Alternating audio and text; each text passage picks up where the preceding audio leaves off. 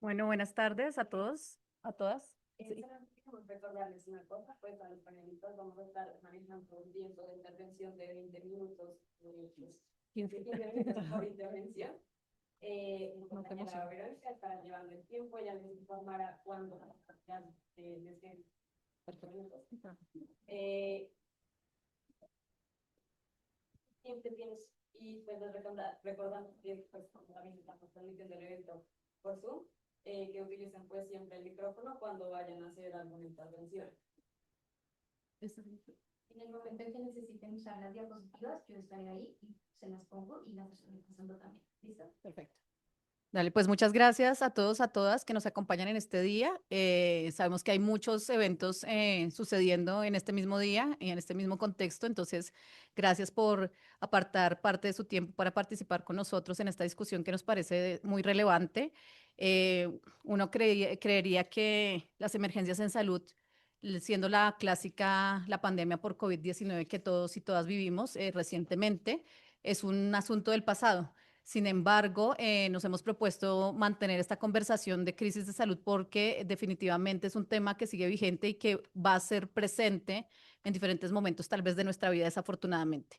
Em, los brotes de tipos como el hantavirus, el ébola en algunos países de África, las emergencias derivadas de la emergencia climática, la situación de emergencias humanitarias derivadas de desastres naturales, nos indican que esta es una situación que va a permanecer en el tiempo y que desafortunadamente vamos a tener que afrontar. Y en ese sentido, para nosotros es muy importante, nosotros y nosotras en las organizaciones que convocamos este panel, empezar a considerar y a prepararnos para esos eventos. Sabemos que es muy importante la protección de los diferentes derechos que están en juego durante estas emergencias de salud y por lo tanto el rol de los jueces, pero también el rol de los medios de comunicación es importante para poder entender cómo va a ser el ejercicio de nuestros derechos, cómo van a ser protegidos nuestros derechos de las diferentes poblaciones también, y asimismo cuál es el rol que juegan los diferentes actores sociales, particularmente los actores legales en esa protección, ¿no? Em, Recordemos que a partir de la pandemia de COVID-19 en 2025, la Organización Mundial de la Salud inició un proceso que dio lugar al acuerdo sobre pandemias. O sea, esto es un proceso muy relevante porque precisamente habla de la actualidad, la vigencia de este tema para la Organización Mundial de la Salud. Es importante mencionar o señalar, o parte del fundamento para este acuerdo, es que el COVID-19 mostró que los sistemas de salud no están preparados para afrontar este tipo de emergencias y que es importante empezar a tomar ciertas medidas para prepararnos, para que el sistema de salud pueda afrontar esas emergencias, pero también para que el sistema de salud sea resiliente y pueda como recuperarse también después de estos momentos. Bueno, entonces, teniendo en cuenta este contexto, digamos, un poco de actualidad, también en relación con lo legal, queríamos tener una conversación de desde diferentes perspectivas, que incluyen la perspectiva de medios de comunicación, la perspectiva bioética y también la perspectiva legal. Muchas veces creemos que estos son temas solamente que tocan lo legal, pues porque la mayoría de nosotras que estamos en este panel somos abogados y abogadas, pero es un tema que sobrepasa lo legal, ¿no? Y que incluye diferentes aproximaciones y que afecta la vida de todas las personas que nos encontramos en esas situaciones de emergencia de salud. Entonces, vamos a hablar hoy con diferentes perspectivas. Primero, vamos a tener una presentación sobre la situación desde los medios de comunicación, cómo fue cubierta, qué lecciones aprendidas tenemos del cubrimiento que se hizo en medios de comunicación de la pandemia de COVID-19. Y esto también en clave de cómo dialogar, digamos, más fácilmente con todas las personas que están allá afuera viviendo igual que nosotros, nosotras, la situación de emergencia de salud, pero que no tienen necesariamente conocimiento legal. En un segundo lugar, vamos a hablar sobre el tema del impacto y las lecciones aprendidas de la pandemia en relación con un caso específico sobre el acceso a servicios, atención para población desplazada durante el COVID, que nos lo va a presentar Juan David también Camacho. Posteriormente pasaremos a una presentación sobre un caso de asignación de recursos escasos de soporte vital durante la pandemia, que tuvo unas implicaciones de sesgos de discriminación para población particularmente adulta en condición de discapacidad. Y posteriormente hablaremos de del litigio sobre priorización de recursos, perdón, del manejo de datos, la protección de datos durante la pandemia, particularmente con las implicaciones que una aplicación que se usó en ese momento, que es la Corona App, tuvo en los diferentes derechos, incluyendo la privacidad y la salud. Y finalmente, pero no menos importante, hablaremos de un litigio en donde se abordaron el tema de exclusión de las parteras tradicionales y la partería ancestral durante la pandemia, la exclusión del sistema de salud y de este entendido de que también son agentes comunitarios, agentes que, digamos, garantizan el derecho a la salud. Entonces, bueno, teniendo en cuenta cómo este contexto, voy a darle la palabra primero a Ronnie, Ronnie Suárez, que como nos acaban de presentar, es un experto periodista en temas de salud y que nos va a contar un poco del rol que tuvieron los medios de comunicación en el momento de la pandemia y nos va a ayudar a reflexionar acerca de cómo abordar desde un lenguaje accesible que pueda entender cualquier público las implicaciones de estas emergencias y la protección de los derechos que tiene para las diferentes poblaciones. Ronnie, por favor. Ah, mira que hay uno. Está más cerca. Bueno, ahí está. Buenas tardes para todos. Muchas gracias por la invitación. No sé, lo manejamos así como de pie la exposición mejor. Vale. Bueno, cuando me invitan a esta charla, así como que se revuelven un montón de recuerdos medio traumáticos por todo lo que nos tocó vivir en la pandemia, ¿no? Ya increíblemente pasaron 6 años, desde aquel 6 de marzo a la 1:40 de la tarde, cuando desde el tiempo donde yo trabajaba confirmamos el primer caso de COVID en Colombia. En realidad la pandemia pues había empezado meses atrás, ya conocíamos de ella desde finales del 2019 y empezamos a escucharla en noticias fuertemente en enero y fue avanzando como como una epidemia que lo fue por diferentes lugares del mundo hasta que finalmente llegó a nuestro país. Quisiera que presentaran proyectaran la presentación, por favor.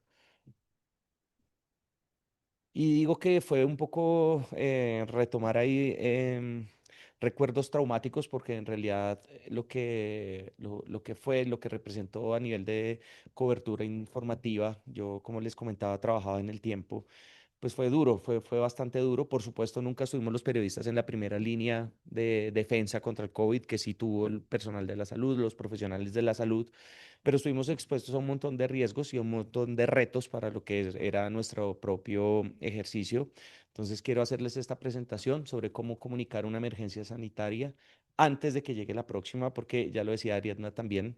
em, Estamos expuestos cada vez más a emergencias sanitarias de todo tipo y no lo dicen los expertos en vano. Seguramente nuestra generación va a tener que enfrentar otra pandemia.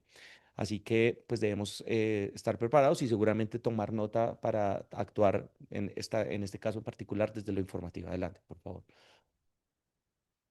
Antes de la pandemia, el periodismo de salud en Colombia no ocupaba los primeros lugares. Entonces, algunos medios de comunicación, quizás los más grandes, los principales periódicos, los principales canales de televisión, tenían un periodista especializado, pero en realidad esta fuente se le entregaba a los periodistas que recién llegaban a las redacciones, seguramente periodistas que tenían que cubrir no solo salud, sino que también educación, ciencia, medio ambiente, religión, un montón de temas, digamos, entre comillas, anexos, pero no permitía una especialización frente al tema. De hecho, tampoco, perdón, había también una alta rotación de periodistas de salud. Entonces, normalmente, como eran los periodistas pequeñitos, cuando les salía un trabajo mejor pago, que es muy fácil de que suceda en un medio de comunicación, pues se iban y había una alta rotación de periodistas especializados. Cuando llega la pandemia, cuando comenzamos a conocer esta emergencia, pues evidentemente llega a los primeros lugares de la agenda pública, llega a las portadas de los periódicos, llega a los titulares de los medios de comunicación y ya se convierte en una prioridad. En mi caso, yo llevaba 4 años ya cubriendo exclusivamente temas de salud, soy periodista de salud especializado desde el 2016. Así que llegué con algo de ventaja, pero de todas formas se vieron muchos retos que ya vamos a ver en el camino. Entre ellos, pues hacer un curso rápido para los que llevamos ya tiempo, pero también para los nuevos periodistas de epidemiología, de infectología, de salud pública, de saber cómo funciona un virus, de saber los mecanismos de transmisión, de poder consultar en tiempo real la evidencia gigante que iba saliendo desde los estudios científicos. Recuerden ustedes al principio que, por ejemplo, no se recomendaba el tapabocas para todas las personas. Yo no sé si ustedes recuerdan eso. Y rápidamente la evidencia avanzó para que los tapabocas fueran una recomendación como un método de protección para las personas. Entonces hubo una evolución muy rápida de la evidencia científica. Como nunca antes, la ciencia trabajó y pues intentó dar respuestas a algo que esencialmente estaba lleno de preguntas. Y pues aquí hay que decirlo, la incertidumbre científica hizo parte del cubrimiento cotidiano, porque como les digo, eran muchas más las preguntas que por resolver que preguntas, que respuestas por darles a las personas. Y todos querían saber, todas las personas querían saber legítimamente muchas cosas sobre el virus, sobre si los tapabocas funcionaban o no. Bueno, después lo vimos también con el tema de las vacunas, pero era un poco, y lo vamos a ver también, muy retador para los periodistas manejar grandes volúmenes de información en algo que se conoce como infodemia y desinfodemia, y obviamente pues con cargas laborales extremas, con una también sobrecarga emocional de lo que representaba el propio cubrimiento de la pandemia, mientras estábamos contando muertos y enfermos cada día en el país. Siguiente, por favor. Entonces, y aquí vale la pena decirlo, los periodistas también sufrimos de miedo. Los periodistas trabajamos bajo aislamiento, presión y sobrecarga laboral. En lo personal, yo lo he contado varias veces, pues yo desarrollé una ansiedad grande por el exceso de estrés, por la sobrecarga laboral. Yo hablaba de COVID desde las 7 hasta las 11, 12 de la noche. Lo asumí también como algo personal, pero eso me representó, pues digamos, afectaciones de salud mental que hoy puedo reconocer, y que bueno, pues son una de las experiencias que también trato de compartir, como los periodistas en situaciones de emergencia deberíamos también blindarnos desde nuestra salud mental. Bueno, el burnout, agotamiento, ansiedad. Y también los periodistas, pues digamos, somos humanos. A veces tenemos los periodistas complejos de superhéroes y queremos salvar el mundo en cada nota, en cada entrevista y en cada testimonio, pero en realidad tenemos, digamos, mucho por cuidarnos. Por favor, adelante. Y entonces, dentro de lo que se conoce como determinantes sociales de la salud, la información se convirtió en uno de ellos. Eso quiere decir que la buena información podría conducir a buenas decisiones para las personas, lo que lo último pues significaba resultados de salud, si se quiere, pues, evitar que una persona se enfermara o muriera en el contexto de la pandemia. Y vimos cómo noticias podían modificar el comportamiento de las personas, buenas informaciones. Es inevitable hablar aquí de la vacunación, ¿cierto? Y todo el trabajo que intentamos hacer los periodistas para generar confianza detrás de la vacunación en un momento en el que además la desinformación sobre este tema era gigantesca y los movimientos antivacunas tenían muchísima fuerza, lo siguen teniendo hoy, pero en ese momento estaban en el ojo público y era muy fácil que todos recibiéramos en nuestro WhatsApp una cadena, un mensaje, una tía diciendo que no se va a vacunar y uno tratando no, me pasó con mi hermana, por ejemplo, que es veterinaria y tenían dudas legítimas alrededor de la vacunación y uno trataba de ser reconociendo incertidumbre, pero fue un reto para los periodistas, ¿no? Y asimismo vimos, por ejemplo, todo lo que fue la desinformación, cómo influyó en la salud de las personas. En Estados Unidos y en Colombia se documentaron miles de casos de intoxicaciones por personas que consumían dióxido de cloro y otras sustancias de limpieza, básicamente, empezando por recomendación del presidente Donald Trump, por creer que estas podían evitar un contagio de COVID en ese momento, ¿no? Entonces, definitivamente, y a caso personal también, la información se convirtió en un elemento fundamental de salud pública como nunca antes. Yo en mis redes sociales intenté hacer un trabajo muy juicioso para hacer todos los días, digamos, un conteo responsable de cómo avanzaba la pandemia, pero aparte, pues de ser riguroso en las informaciones, de tener perspectivas completas, de hacer un buen trabajo de reportería, de hablar con expertos. Y entonces aquí volvemos al término que ya les estaba comentando, la infodemia.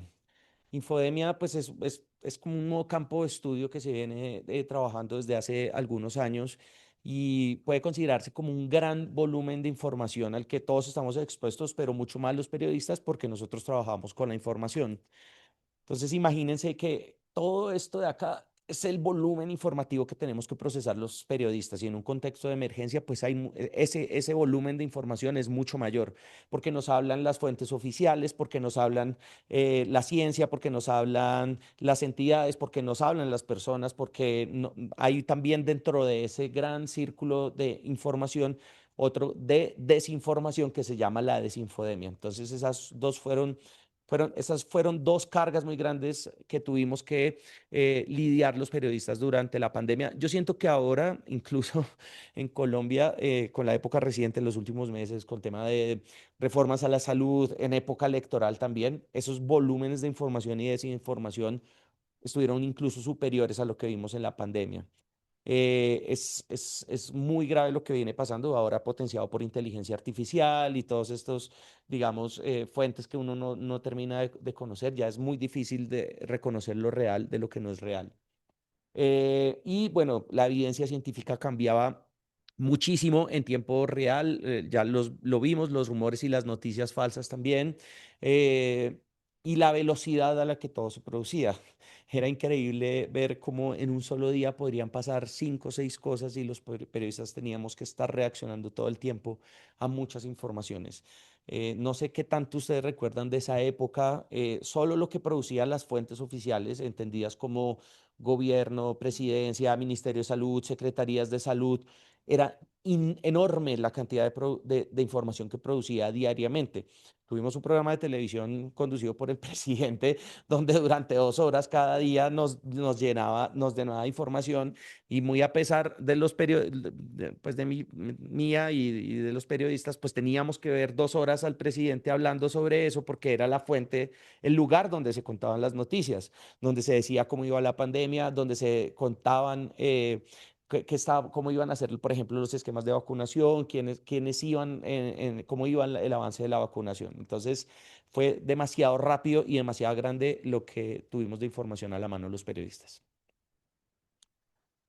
Bueno, este es un estudio que salió recientemente. Fue un estudio de un grupo que se llama Agora, que era como una revisión de lo que se hizo bien y no en la pandemia. Y acá analizó, por ejemplo, las informaciones que publicaba el gobierno. Y lo que pudimos aprender de la información oficial publicada por, de nuevo, las cuentas del gobierno fue que primero se hizo mucho énfasis en la comunicación normativa e informativa, pero aquí es muy importante decirlo, se dejó de lado el lenguaje humano y se dejaron de reconocer las dudas e incertidumbres de las personas, los temores, los miedos, la empatía, temas de salud mental. Eso fue muy poco abordado en las informaciones del propio gobierno. Adelante, por favor. Ya estoy aquí en modo carrera, ya me miraron allá. Em, y ahora, para las próximas pandemias, porque habrá, esto lo dice la Organización Mundial de la Salud, lo dicen los propios expertos, tendremos emergencias sanitarias emergentes, lo hemos visto este año ya con dos o tres que han tocado la puerta y generaron bastante inquietud con toda la razón, antivirus, el ébola, la gripe aviar, siempre estamos expuestos a ese tipo de emergencias. Primero, que tenemos que saber los periodistas que es más lo que no se sabe que lo que se sabe. Y eso se llama incertidumbre científica. Justamente para eso es la ciencia, para abordar todas esas preguntas y responder. Pero nosotros tenemos que decirle a las personas que es más lo que no se sabe que lo que se sabe. No olvidar la empatía dentro de todo lo que hagamos en materia informativa, ya lo vimos. Obviamente una lucha gigantesca contra las noticias falsas, la desinformación y los rumores. El reto enorme de traducir el lenguaje técnico a la realidad de las personas. Eso es algo que, pues en lo particular, intento hacer todos los días, porque es cierto que este tipo de temas, me decía Ariadna al comienzo, pues suelen ser no tan chéveres, pero el reto es eso. Yo no siento que sea imposible, siento que si uno encuentra la manera de conectar, se vuelve importante para las personas. Los datos vistos de una manera humana tener siempre ese enfoque de salud mental a la hora de comunicar, ver y tener claros las implicaciones de lo que hacemos como periodistas y, por supuesto, escuchar las preocupaciones de la ciudadanía. Creo que ya terminamos. Ah, bueno. Otras tareas pendientes del periodismo, ese trabajo de verificación siempre de informaciones, mucho más en este momento donde abunda la desinformación. Alarmar menos, que eso es una falla que creo que tuvimos durante la pandemia. Siempre hablamos en tono de alarma y en tono de alarmismo, de mirar un poco más las consecuencias antes de reconocer que se puede actuar. Reconocer los límites de la evidencia, ya lo dijimos, y contribuir a la alfabetización en salud. Y creo que así terminamos.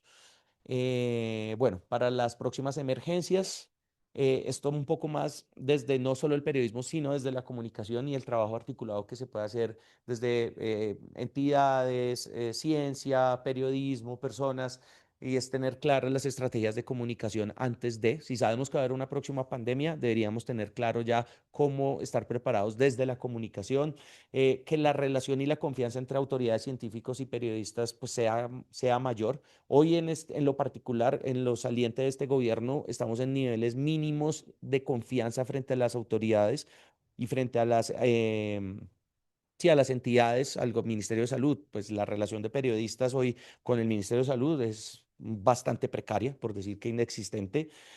Combatir la desinformación de manera permanente y construir confianza antes de la crisis. Y ahora sí, muchísimas gracias. ¿Cómo nos fue con el tiempo? Perfecto. Muchas No sé gracias. si espacio de preguntas ya o al final Al o... final vamos a Vale. hacer un espacio de preguntas, solamente decirles y recordarles que pueden escribir su preguntita y ya no me acuerdo, alguien va a recoger las preguntas, pero o sea, a medida que las vayan pensando, por favor anótenlas para que no las olviden. Y eso, va a haber papelitos y esfero, porque creo que no todo el mundo tiene esfero, por favor. Vamos a hacer una ronda de presentaciones, luego vamos a abrir como las preguntas, pero entonces por eso les recordaba anotar. Y también, Ronnie, si luego en la siguiente ronda te quedó por algo que crees que es muy importante decir, que no alcanzaste a decir dado el tiempo, pues también te invito a que lo incluyas dentro de las respuestas. Creo que un tema acá muy importante que sale y que, bueno, tal vez va a salir también, este tema es como las relaciones entre las autoridades y otro tipo de actores, en este caso, pues los periodistas comunicadores. Y el tema de cómo se maneja la información, los grandes volúmenes de información y cómo traducir eso de forma que sea útil, informativo, suficiente y al mismo tiempo no genere más daño pues, que beneficio, ¿no? Entonces, los impactos de la sobreinformación también para la salud mental, para el mismo acceso a los servicios, el acceso a las vacunas, etcétera, se va a volver como un tema como muy determinante y ahí creo que todos y todas también tenemos una labor como de tenerla presente. Bueno, ahora vamos a ir con Juan David Camacho. Juan David viene de la Corte Constitucional y nos va a hablar del caso de un caso judicial, precisamente, sobre la prestación de la prestación de servicios y la atención para población desplazada durante la pandemia. Pues recordemos que obviamente en esta situación de pandemia pues hubo mucho recorte de acceso a servicios, prestaciones, etcétera, y la población desplazada pues ya venía de un contexto de bastante vulnerabilidad en Colombia, es un problema digamos, la situación de derechos humanos de la población desplazada es un tema muy relevante, sigue siendo relevante, 10 años, no sé, casi 15 años después de la primera sentencia, que 22. 22 años después de la primera sentencia sobre desplazamiento forzado en Colombia. Entonces, bueno, Juan David nos va a contar un poco primero cuál fue ese rol de los jueces en relación con la población desplazada en el contexto de la pandemia. Nos va a contar también acerca de cuáles son, pues, en este caso, qué decidió la Corte y también cuáles fueron las lecciones aprendidas en relación con la protección de los derechos de este grupo de especial protección, pero que por supuesto también pueden ser aplicables a otros grupos que también sufrieron la pandemia de forma desproporcionada. Juan David. Muchas gracias. Yo no traje presentación, entonces voy a hablar acá sentado para que sea menos evidente mi falta de diapositivas. Pero bueno, primero quisiera agradecerles obviamente por la invitación y a todas las personas que están acá, pues por tomarse el tiempo para venir a escuchar de estos temas que me parecen a mí. ¿No se escucha? Ah, ¿es porque está hablando muy pasito o es...?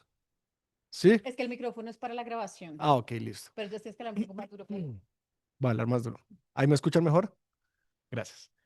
De este tema que es realmente fascinante y es también pensarse la pandemia como una prueba para el Estado constitucional, ¿no? Entonces, yo quisiera empezar con el tema del rol de los jueces durante la pandemia. Yo creo que acá hay como dos dimensiones que uno puede, a través de las cuales uno puede abordar este tema, ¿no? Entonces, por un lado está de pronto la que es más obvia cuando uno piensa en la Corte Constitucional y tiene que ver con el control constitucional que se hace, pues en este caso a las declaraciones de un estado de emergencia y obviamente como los poderes como extraordinarios que adquiere el Ejecutivo en el marco de estas condiciones para poder atender un tema que es crítico y que es urgente. em, pero que en cualquier caso también recuerda la importancia del control constitucional, ¿no? De pedir que incluso en estos escenarios de crisis haya unas exigencias mínimas para el ejercicio de esas facultades extraordinarias, ¿no? Que se planteen un poco, que se planteen bien las razones detrás de las medidas que se están tomando, que obviamente tiene sus complejidades, como lo mencionaba ahorita Ronnie, en un contexto en el que había evidencia cambiante constantemente y una amplia como circulación de información, pero también implica analizarse la temporalidad de las medidas que se están tomando, la necesidad y especialmente la proporcionalidad de esas medidas, ¿no? Pero también hay otra dimensión del rol del juez en el marco de las crisis de salud, y es el rol del juez constitucional. Entonces, yo sé que acá hay muchos estudiantes de derecho, pero de pronto prefiero como hacer algunas aclaraciones, y es, una cosa es la Corte Constitucional y otra es todos los jueces cuando actúan como juez constitucional a través de la acción de tutela, en donde tienen un deber de garantizar los derechos fundamentales, ¿no? Y en el marco de ese rol que cumplen todos los jueces y juezas, yo creo que hay tres elementos que hay que resaltar, ¿no? La primera es que en estos escenarios es clave que los jueces constitucionales preserven ese piso mínimo de los derechos. Entonces, y ustedes recordarán, en estos como escenarios excepcionales hay restricciones o limitaciones a ciertos derechos fundamentales, ¿no? Estábamos eh, en cuarentenas, estábamos con limitaciones, para, había como unos pico y placas de cédulas, pero en cualquier caso esas restricciones no pueden convertirse en el vaciamiento como de los derechos, ¿no? Y el juez constitucional cumple un rol muy importante en garantizar que esas limitaciones que se ejercen como de manera legítima en la garantía en las necesidades que implica como atender una crisis, no le quiten, no vacíen de contenido los derechos de las personas. Otro aspecto que creo que es muy importante del rol de los jueces es hacer visible los impactos diferenciados, ¿no? Y esto es cierto tanto de lo que está, tanto de la crisis, en este caso de salud, como de las medidas que se toman para combatir esa crisis de salud. Y en eso los jueces constitucionales tienen un rol muy importante, ¿no? Un deber, pero también un llamado a identificar, por ejemplo, que no es lo mismo el impacto que tiene una cuarentena para una familia en donde la mamá es una abogada y el papá es un comunicador y pueden trabajar desde la virtualidad, a una familia donde trabajan de la informalidad y la cuarentena tiene un impacto diferenciado, ¿cierto? No es lo mismo pensarse medidas de educación en la virtualidad en Bogotá o en Medellín a pensárselas en el Bajo Calima o en las zonas rurales de Tibú, ¿no? Y en eso los jueces constitucionales tienen un rol importante para garantizar la proporcionalidad de las medidas y para garantizar además también un estándar de la respuesta estatal que responda a esas características diferenciadas.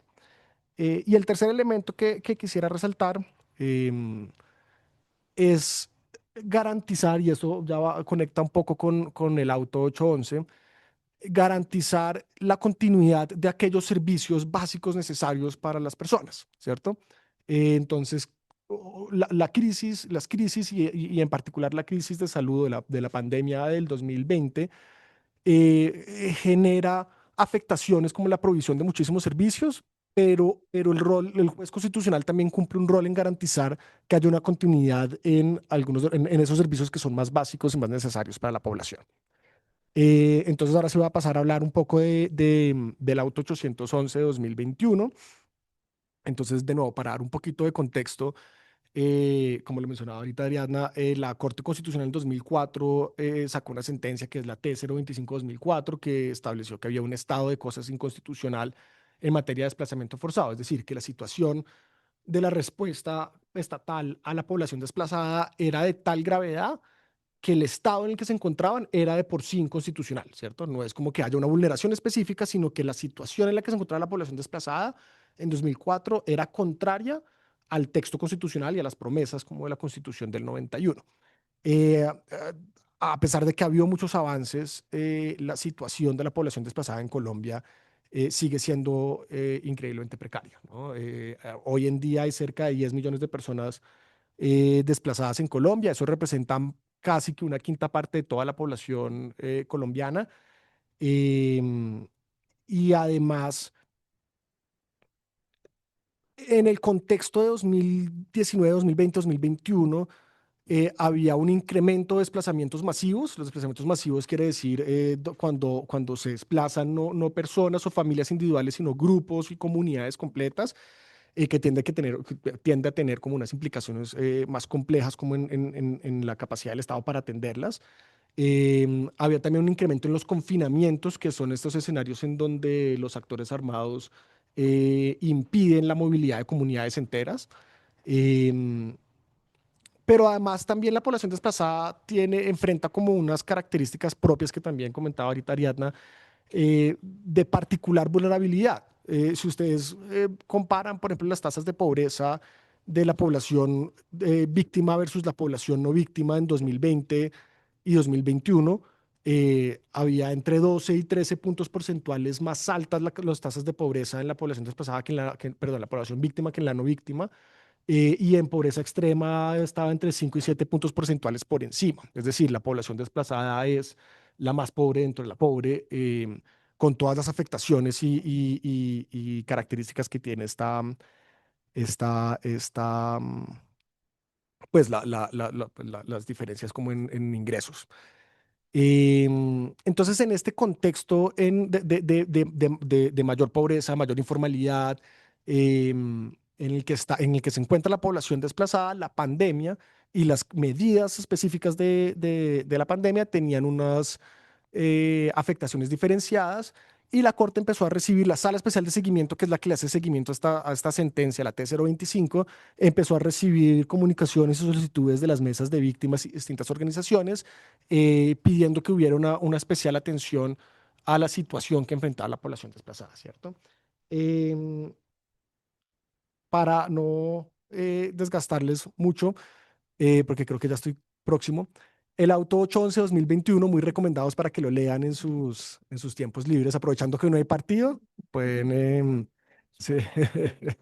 Em, Básicamente, y esto ata un poco como a las lecciones aprendidas, la Corte Constitucional dijo, hay tres elementos básicos que se tienen que garantizar, ¿cierto?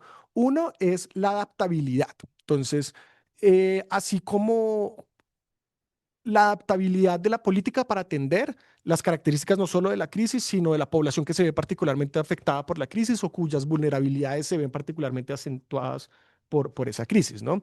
Entonces, un ejemplo de eso es eh, cuando una persona es desplazada o es víctima de un hecho victimizante, van a la personería y van físicamente a la personería, los personeros o las personeras toman una declaración en un papel, en una hoja que se llama el FUD, el Formulario Único de Declaración, y eso se envía a la unidad de víctimas para valoración.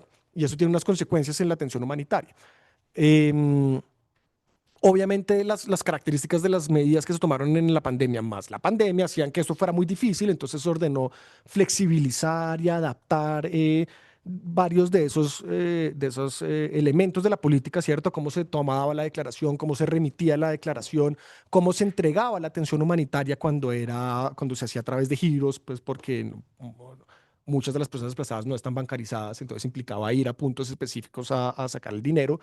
Entonces, la primera lección es cómo la política se adapta y se flexibiliza para reconocer, no solo para atender la pandemia, sino para reconocer las características diferenciadas que tienen esas medidas que se toman en distintas poblaciones y garantizar que eso no se vuelva una barrera adicional que acentúe aún más las vulnerabilidades de ciertas poblaciones, ¿no? La segunda es cómo se garantiza la continuidad de esos servicios, ¿no? Porque, claro, había necesidad de garantizar la continuidad de los servicios de salud, pero también había una necesidad premiante de garantizar la continuidad de la atención humanitaria de la población desplazada, ¿cierto? Y la tercera es el principio de distinción o de concurrencia acá siento que estoy cayendo en el error que decía Ronnie de no hacer lenguaje claro. Em, Es un reto, es un es un reto. reto. Em, Garantizar que las obligaciones del Estado para personas que están en una condición particular de vulnerabilidad, sea población desplazada, sea personas con discapacidad, sea personas de habitabilidad de calle, esas obligaciones que tienen una fuente, no solo una fuente jurídica distinta, sino que buscan atenuar unas características particulares, no se confundan con las medidas que se están dirigiendo a atenuar estas nuevas afectaciones que vienen de la pandemia, ¿no? O de la crisis de la salud. Y distinguirlas no solo por la diferencia jurídica, sino porque responden a mitigar vulnerabilidades diferentes es un elemento que es clave y que es uno de los tres elementos que el auto 811-2021 trae, que es específico de la población desplazada, pero que son lecciones que considero que son muy importantes a la hora de prepararnos para la siguiente pandemia, la siguiente crisis, que puede ser también de factores climáticos, ambientales, etcétera, etcétera, de entender cómo esto impacta a poblaciones distintas, diferenciadas, y cómo también la atención implica pensarse la adaptabilidad, la continuidad y la concurrencia de las obligaciones estatales a la luz de, pues de esas características. Gracias, Juan David. No sé si antes de pasar la palabra quisieras dar algún ejemplo de esas medidas que se podían confundir, o sea, las que venían de pandemia y la medida que era propia de la situación de desplazamiento para que, digamos, todos y todas podamos entender tal vez sí, un ejemplo. No, claro, perfecto, muy bueno. Entonces, la atención humanitaria es la ayuda que brinda el Estado a la población desplazada para garantizar el mínimo vital, ¿no? Su subsistencia mínima, sus capacidades. Es decir, cuando una persona se ve desplazada forzosamente de sus hogares, eh, eh, pierden como muchas de las capacidades materiales de supervivencia, ¿no? Entonces, la atención humanitaria de emergencia son unas transferencias monetarias que se hacen para garantizar mínimos de alojamiento y alimentación para familias desplazadas. Em, con la pandemia hubo una serie de medidas que también eran transferencias monetarias pensadas en atenuar los problemas derivados pues, de, no sé, la cuarentena, las medidas específicas de salud pública. Entonces, una de las cosas que se diferenciaba es no es lo mismo, a pesar de que es dinero, no es lo mismo como los motivos que generan el giro o la transferencia monetaria para atención humanitaria que está dirigido a atender unas necesidades que son derivados del hecho de que me desplazaron, y otro es el giro que viene a cubrir unas necesidades que son derivadas de unas medidas de política pública, perdón, unas medidas de salud pública, ¿cierto? Em, esas. Súper, muchas gracias. Bueno, entonces ahora vamos a pasar a una siguiente exposición, pero antes voy a dar una indicación logística aquí a nuestros panelistas. Vamos a tener que usar este otro micrófono también al tiempo, además del micrófono pequeñito que está en la mano. Pero entonces yo se los voy a pasar a quienes faltan para Todos hablar. tienen- Exacto. Y uno No como vamos a, no se preocupen. Todo va a salir bien. Pero ese lo puedes dejar ahí, ¿no? Eso lo puedes dejar ahí en el escritorio. Ah, ok. Yo me iba a parar, pero cancelado el plan. Yo no me quiero parar. Y lo pones aquí, Listo. Ah, Ese sí es micrófono. sí. Ah, ya entendí. Bueno, yo voy a hablar de la priorización de recursos en contextos de escasez. Y esta es una historia que quizás ya algunas personas han escuchado. Llevamos 5 años hablando de esto y no nos cansamos. Y creo que las personas que me antecedieron han tocado temas muy importantes que voy a reiterar. En la presentación realmente quiero es como decía Ronnie, retroceder en el tiempo, dale siguiente, y quiero como que recordemos colectivamente este momento. Este era el momento que se estaba viviendo cuando este litigio empezó. Y eran muchos titulares, aquí traigo algunos de lo que estaba pasando en el mundo, no sé, las primeras imágenes que salieron sobre este tema de priorización o razonamiento de recursos llegaron de Italia, ¿no? No sé si recuerdan, están priorizando a los más jóvenes, los viejos no los van a atender. Esos eran los titulares y las ideas y las angustias que circulaban en el 2020. Y dale siguiente, y esto era lo que pasaba en Colombia. Esto ya, acá hay cosas del 2020, 2021, pero empezamos a ver estos titulares. Y es importante porque yo creo que también la angustia colectiva que vivimos hizo que muchos de esos recuerdos quizás se bloquearan, pero estos eran los titulares, ¿no? Quedan tantas camas. Bogotá ya está en alerta naranja. En Santander empezó el llamado triaje ético. No sé si ustedes se acuerdan de esa palabra. Y aquí varios ejemplos. Río Negro empezó triaje ético. Santander se acabaron las camas. Y más adelante en la pandemia empezamos también a ver esto del triaje ético, el razonamiento, de ya se acabaron las camas, también como una herramienta de miedo de muchos gobernantes, ¿no? Porque era, no sé si recuerdan, Claudia López, la recuerdo mucho en Bogotá, eh, la cuarentena hay que cumplirla, hay que respetarla. Recuerden que se están acabando las camas. Entonces empezamos como, en este contexto surge este litigio que empezó hace ya varios años. Y eso es lo que les venimos a contar. Nosotros en 2021 decidimos iniciar una acción de tutela en, prestando asesoría jurídica a un grupo de peticionarios, digo nosotros, el Instituto ONIL y País. Hemos acompañado a lo largo de estos años a estos peticionarios. ¿Y de dónde surge? Empezamos a ver, cuando uno empieza a ver mensajes de estamos haciendo priorización de recursos, los respiradores no alcanzan, no hay camas para todo el mundo y el término triaje ético, que es muy colombiano, yo no lo he visto tanto en otros países, empezamos a decir, bueno, pero ¿por qué están haciendo esto? ¿Cómo lo están haciendo? ¿Cuántas personas se han priorizado o no? Y de hecho esta historia empieza con de justicia. Se hace un derecho de petición al Ministerio de Salud preguntando qué es eso del traje ético, qué criterios están teniendo en cuenta para priorizar a las personas. Y ahí nos responden, nos dicen, salieron estas recomendaciones, es un documento de recomendaciones para el abordaje ético durante la pandemia, que es un documento de recomendaciones no vinculante, de no obligatorio cumplimiento, que decía más o menos hay que priorizar de forma equitativa, no use la edad ni la discapacidad ni la raza para, para priorizar y digamos como hay un marco ético que respetar. No mucho más que eso, no establecía que era esto de priorización de recursos escasos, no decía que era triaje ético, pero era lo que había. Nosotros empezamos a analizar eso y empezamos a investigar.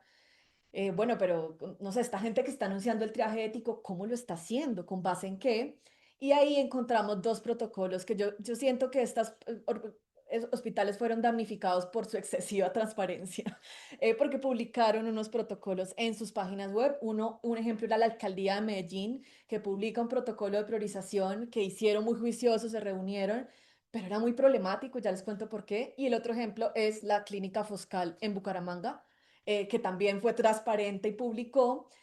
Sabemos que hubo muchos otros que no se publicaron y que hubo muchos otros hospitales que tenían protocolos o que tenían cosas ad hoc, pero que no fueron públicas.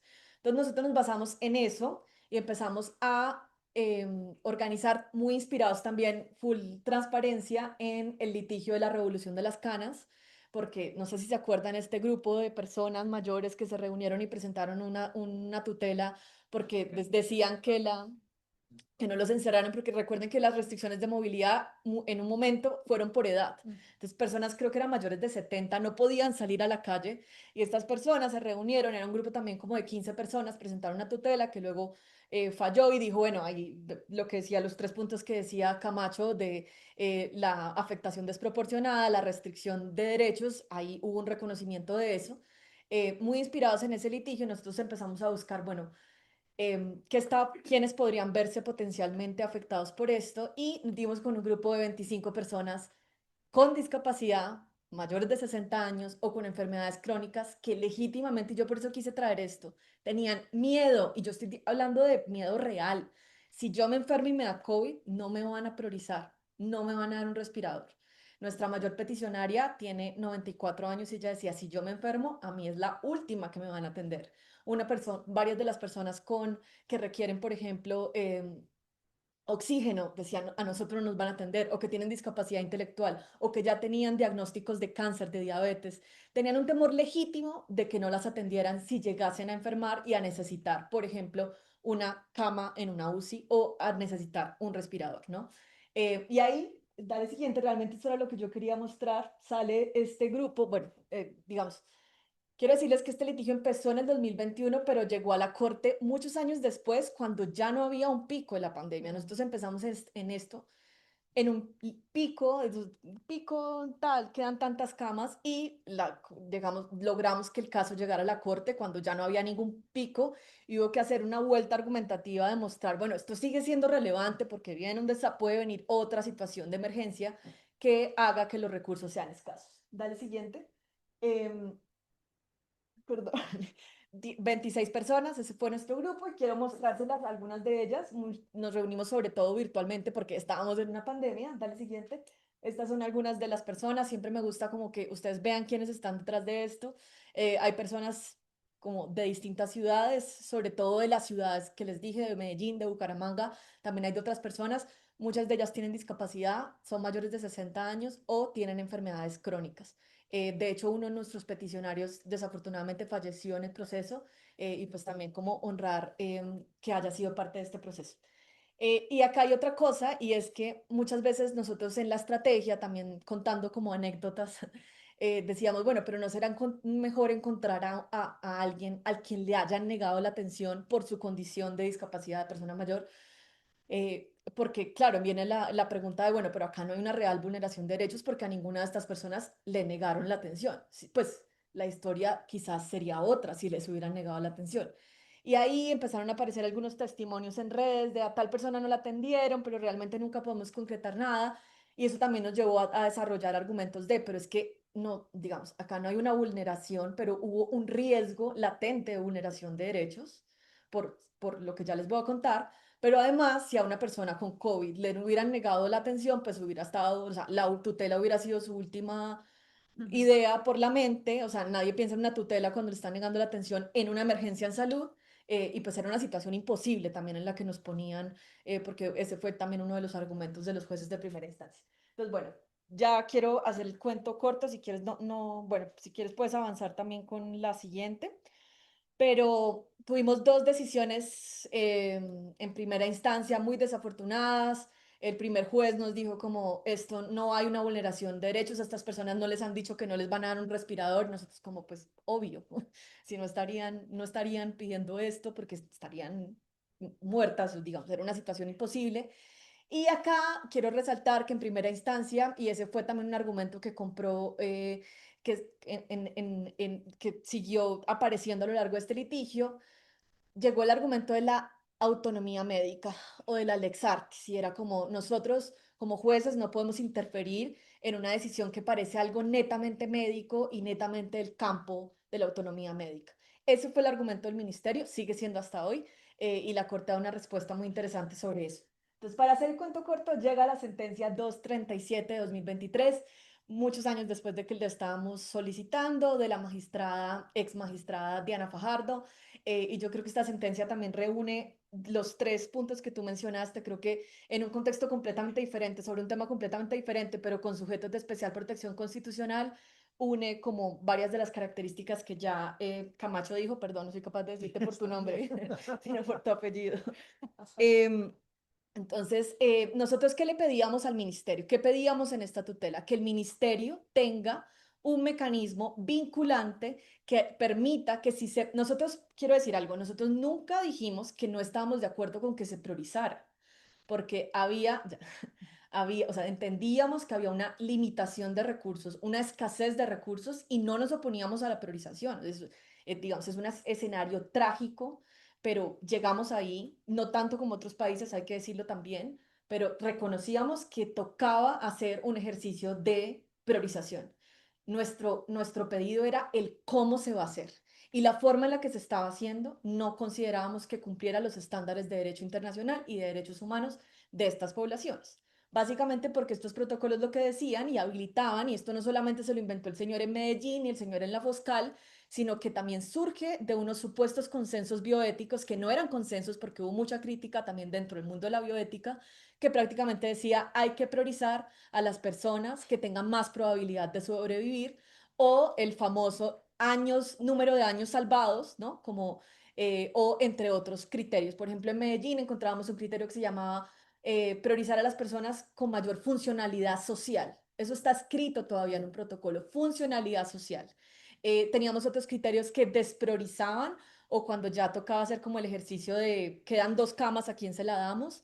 Había criterios de despriorización basados en explícitamente la discapacidad, ¿no? Criterios que hablaban de, y obviamente esto habilitando el uso de escalas que son legítimas en la medicina, pero nosotros nunca cuestionamos las escalas, sino que se usaran para este ejercicio de decidir a quién se le da la última cama, ¿no? En muchos países esto se llamó el dilema de la última cama.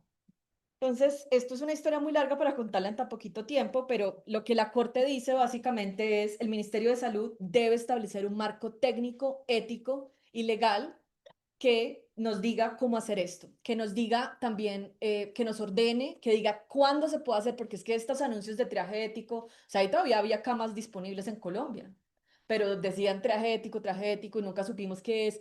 Unos criterios de transparencia. Nunca supimos si esto se hizo o no, porque no hubo transparencia, el ministerio no sabía, no había centralización de la información, y que estos ejercicios se hagan basados en los derechos humanos. Entonces, la Corte le da una orden al ministerio y le dice, en un año haga este marco ético, jurídico, bioético y además hágalo con las personas con discapacidad y personas mayores que están siendo mayormente afectadas por esto. Em, y hace unas consideraciones también sobre la afectación al derecho a la igualdad y no discriminación para los estudiantes de derecho y abogados. Aplica un test estricto de proporcionalidad frente a las recomendaciones y dice si esto afecta de forma desproporcionada a estas poblaciones. También porque muchas veces de forma explícita, como ya lo dije, otras veces de forma implícita. Cuando yo digo priorizar mayor número de años salvados, ¿a quién estoy despriorizando implícitamente? O cuando yo digo apliquemos una escala de calidad de vida, ¿a quién estoy despriorizando implícitamente? Y eso es toda una discusión también en la bioética, pero no nos voy a aburrir con esos debates teóricos. Entonces, la Corte le dice al Ministerio, en un año establezca quiénes deben realizar los ejercicios de priorización, porque es que aparte, ¿quién decide? El director del hospital, el médico de turno, o no hay claridad y entonces había mucho estrés moral en los profesionales que debían tomar estas decisiones y que no tenían criterios claros de cómo tomarlos.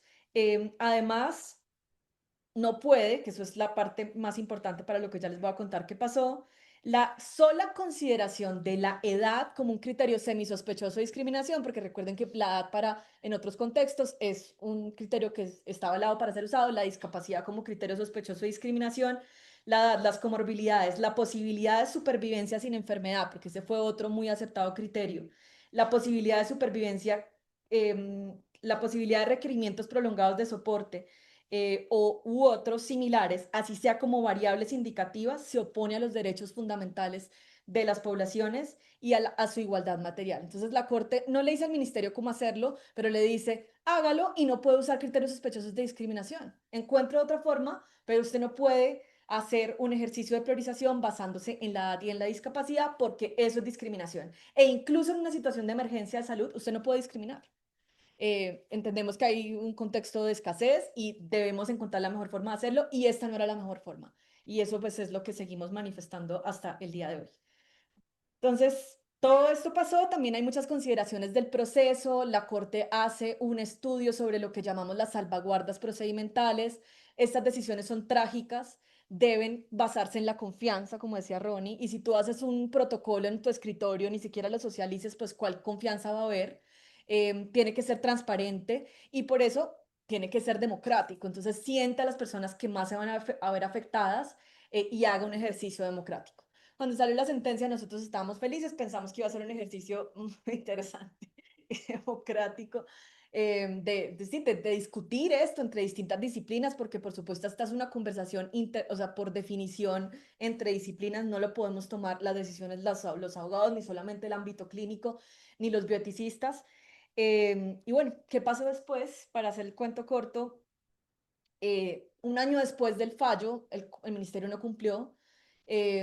Fue muy difícil iniciar el proceso, nosotros tuvimos que movilizarnos, presentamos múltiples cartas, derechos de petición, hicimos eventos, movimos comunicados de prensa, pasaron otras crisis después y no pasaba nada hasta que por fin en el 2024 se inició un proceso deliberativo de unas mesas técnicas conformadas mayoritariamente por profesionales de la salud, por intensivistas, pero sin ese otro componente de las comunidades, de las personas que estaban detrás de esto, de las personas más afectadas, ni de otras disciplinas, para ser honesta. Era una mesa técnica clínica basada en especialistas. Pero ahí persistimos, tuvimos, no sé, 10 encuentros, también en aras de la transparencia, encuentros muy complejos, muy hostiles, porque hubo una mala recepción y aquí la importancia de la comunicación. Esta decisión no se recibió bien por parte del gremio de la salud y es algo que a hoy nos seguimos pensando críticamente desde el ONIL, desde país. ¿Cómo podemos entablar un diálogo con los profesionales de la salud sobre este tema? Yo siento que este es un tema incómodo, que aparte hablar de esto también suena como un reproche y nunca lo fue. Esto no es un reproche sobre el equipo médico ni sobre los profesionales de la salud, fue un reproche de cómo como país lo pudimos haber hecho mejor. Pero es incómodo hablar de esto y hubo desde el principio un entendimiento de que esto era una intromisión al Alex Artis, al conocimiento médico y que los abogados, porque así eran las conversaciones, nos estábamos metiendo en el campo médico y que quieren eran estos defensores de derechos humanos, esto es un tema de especialistas, esto es un tema de intensivistas, esto no es un tema de derechos humanos. Y entablar ese diálogo, yo quiero decir que no fue fácil y yo quiero decir que no fue posible, porque, digamos, se cortaba la conversación. Entonces, pero es que la edad es un criterio médico, sí, pero es que la Corte dice que no podemos usar la edad porque discrimina a las personas mayores. Ah, no, pero es que es un criterio médico y hay un poco que daba la discusión. Nos seguimos pensando esto y todas las ideas bienvenidas porque esto, pues esto está pasando, ¿no? Y ya termino con esto. ¿Cumplió o no cumplió el ministerio? Yo creo que más o menos. El 27 de diciembre, día de nuestro cumpleaños del año pasado, el ministerio publica una resolución, que es la resolución 2720 de 2025. Primero la sacó a comentarios, hay varias organizaciones participamos, presentamos comentarios. Después se hicieron caso a algunos y otros no, y la resolución es hoy una realidad. En Colombia hay una resolución que establece un marco técnico, ético, jurídico sobre los ejercicios de priorización y asignación de recursos en situaciones de emergencia. Eso es muy importante. Acá nadie está hablando de la pandemia, estamos hablando de situaciones de emergencia en salud, calamidades relacionadas con cualquier tipo de guerra, cambio ambiental que genere una situación de escasez de recursos entendido como una medida de último recurso. La priorización nunca debe ser el primer recurso. Entonces, ¿cumplieron o no? Yo tengo un minuto más, perdón, esta historia era muy largo, pero yo tengo unas cosas positivas de la resolución. La resolución existe y eso es bueno. Hay hoy un reglamento en Colombia porque es muy importante la anticipación y la consistencia. Si vamos a decidir a quién darle la última cama, yo quiero que el criterio sea consistente y que no dependa del favoritismo o de la corrupción del hospital o del director del hospital. Y también quiero que sea anticipado a la crisis. Yo no quiero en el momento de la crisis que alguien esté diciendo, ¿cómo, qué hacemos? ¿A quién le damos? Entonces, la anticipación es importante. Ya hay hoy en Colombia un reglamento anticipado. Si mañana llega otra pandemia, por lo menos tenemos esto. Que es imperfecto, sí, pero por lo menos hay algo. Se reconoce que la asignación de recursos escasos se tiene que hacer con criterio de derechos humanos. Esto no es un tema netamente médico, esto es un tema de derechos humanos porque decidir si hay que dejar a alguien sin respirador es una decisión trágica que nos debería importar a todos porque es trágico, que tiene que pasar, sí, porque no hay recursos suficientes para todos, pero que no debería ser ni de espaldas a la gente, que la gente tiene que conocer cómo se hace. La resolución habla de medidas de educación y mi parte favorita de la resolución, que yo creo que eso por lo menos nos compraron ese argumento, es que reconoce que en el ámbito de la salud operan estereotipos y sesgos. Sesgos conscientes e inconscientes, sobre todo sobre las personas con discapacidad, sobre su expectativa de vida, sobre su calidad de vida y sobre las personas mayores. Y que esos sesgos afectan la atención. Y esos sesgos sí estuvieron presentes durante la pandemia. Y por eso presumíamos que las personas mayores se iban a morir más rápido, ya para qué, y ahora las personas mayores con discapacidad, pues ahí sí, ya para qué, ya ese era lo que escuchábamos, ese era el razonamiento. Entonces ahí hay una serie de medidas interesantes que yo nunca había visto en una regulación del Ministerio de Salud. Ahora, lo que no nos gusta, la resolución dice, prohíbe de forma explícita el uso aislado de variables susceptibles de discriminación. El uso aislado.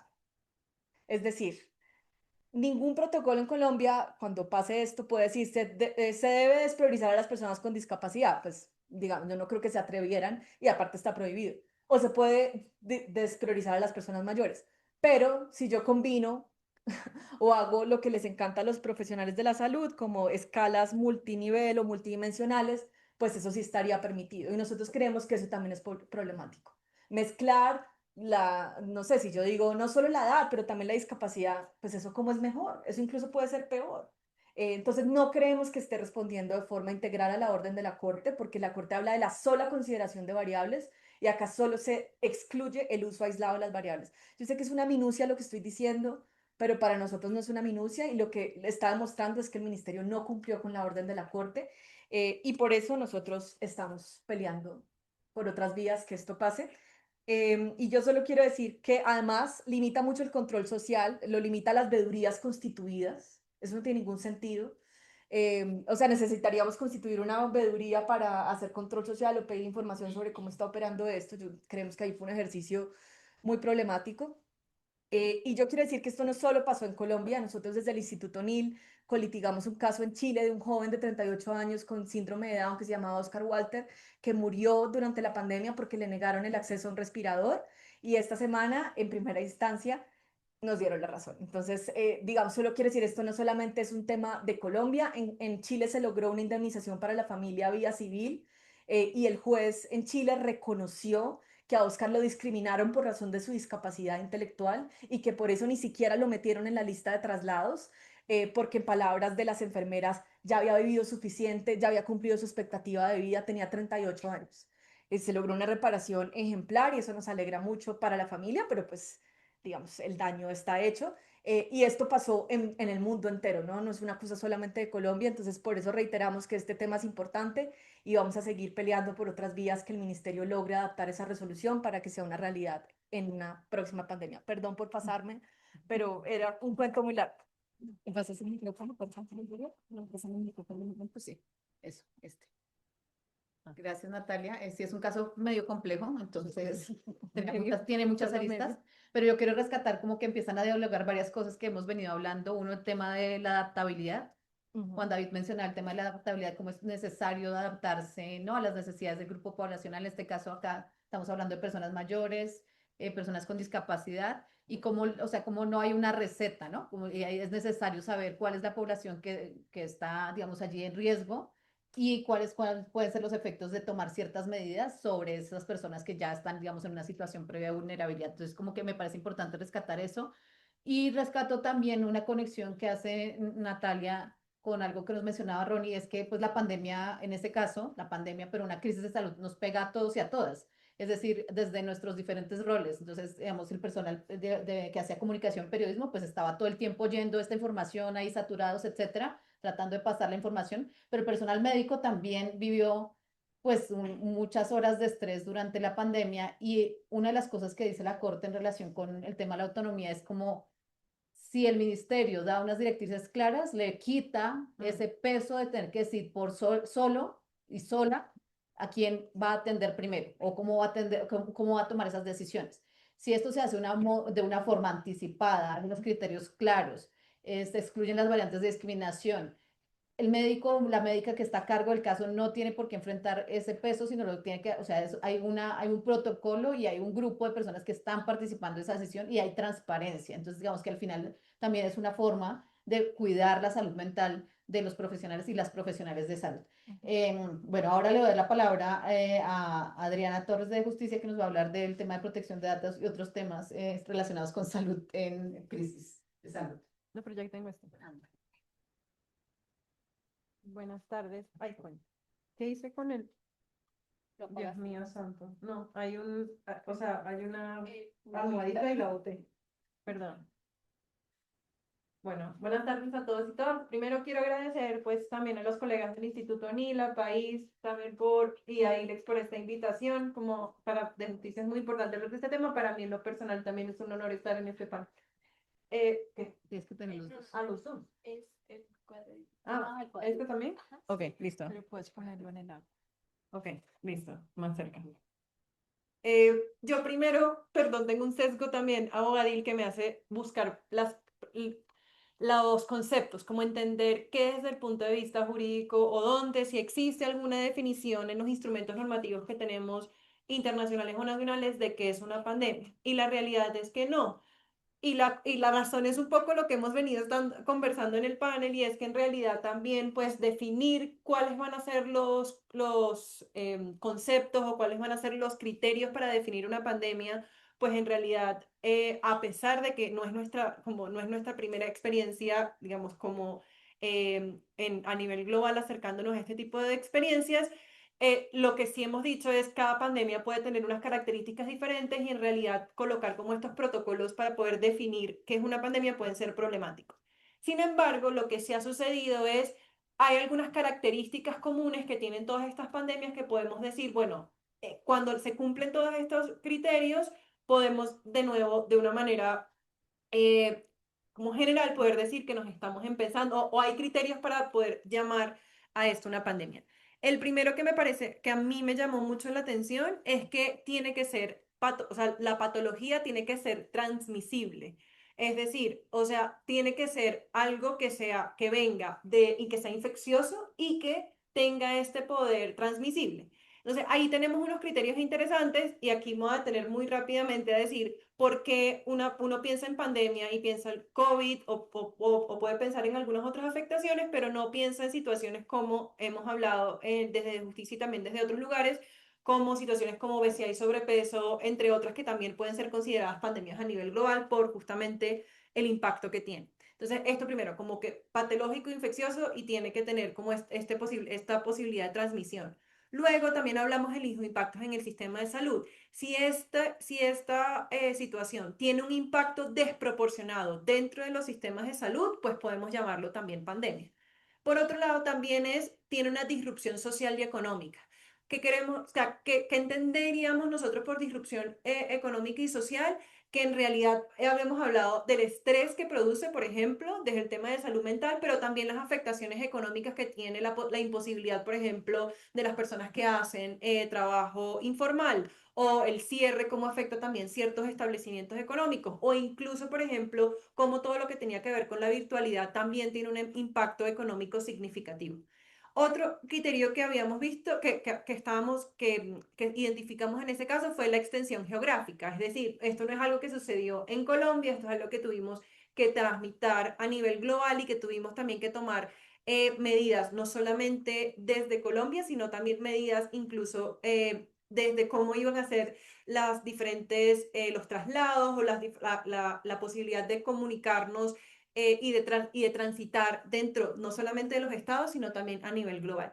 Y por último, también queríamos mencionar que la necesidad de acción no era nada más desde los estados propios. Es decir, sí es cierto que Colombia y el Ministerio de Salud tomó ciertamente algunos parámetros locales, o sea, como digamos, dentro del Estado-Nación, pero también es cierto que habían como algunas otras o sea, cree que se deben tomar acciones también, no solamente desde lo nacional del Estado-Nación, sino también desde el impacto más global. Entonces, como que quería primero decir cómo hemos logrado diferenciar o entender qué significa una pandemia y por qué es un tema de salud importante. En ese sentido, también me parece chistoso porque todos recordamos experiencias traumáticas. Una de esas experiencias traumáticas tiene que ver con algo que usualmente tampoco tenemos tan en el radar, que tiene que ver con nuestros teléfonos celulares. Y es cómo el acceso a datos en salud se convirtió en, pues, prioritario en una pandemia, porque como ya les decía, pues tiene un criterio de hay que tomar decisiones en salud, hay que tomar decisiones de movilidad, hay que saber cuáles son los factores que están impactando. Entonces, una de las formas que se hizo esta posibilidad de poder hacer recolección de datos fue o recolección de datos en salud, fue específicamente a través de nuestros celulares, a través de una aplicación que se llamaba Corona App.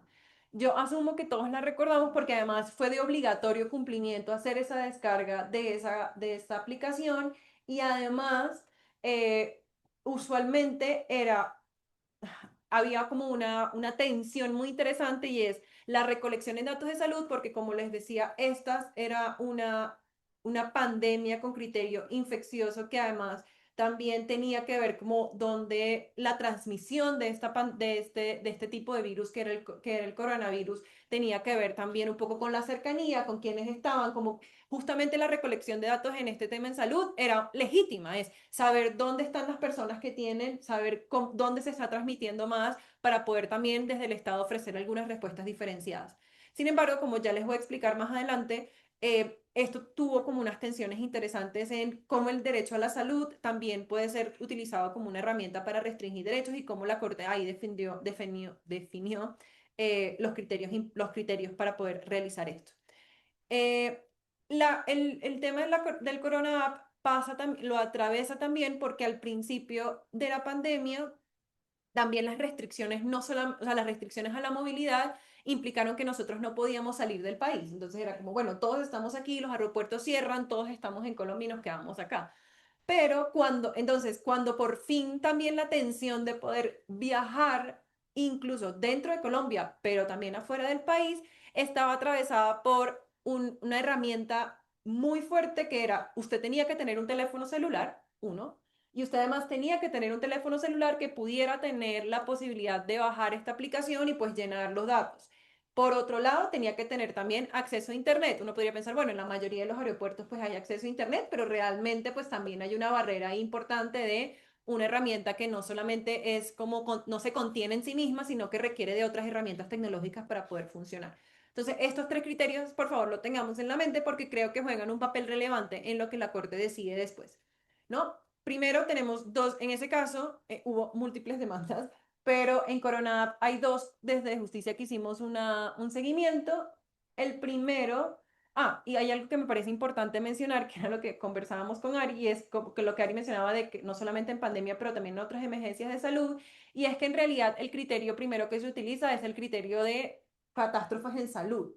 Entonces uno podría decir que estos criterios que se desarrollan para el acceso a datos y el tratamiento de datos también tienen que ver no solamente con pues, pandemias, también podrían ser, por ejemplo, con el terremoto que sucedió ahorita en Venezuela, cómo haces para recolectar esos datos, cómo haces, por ejemplo, para una pandemia, o sea, lo que les comentaba, pandemia, obesidad y sobrepeso, cómo recolectas esos datos y cómo los tratas. O sea, son múltiples las formas en lo que la salud necesita para tomar decisiones en política pública de estos datos. De hecho, una de las cosas que siempre hemos mencionado desde Justicia y con los otros actores de la sociedad civil es que para tomar decisiones en política pública que puedan generar realmente un impacto dentro de la garantía del derecho a la salud desde una manera integral, no solamente en la provisión, en proveer medicamentos o proveer algún tipo de servicio, sino también en todo de carácter preventivo, tenemos que tener en cuenta todo lo que tiene que ver con cómo estamos recolectando datos, qué hacemos con esos datos y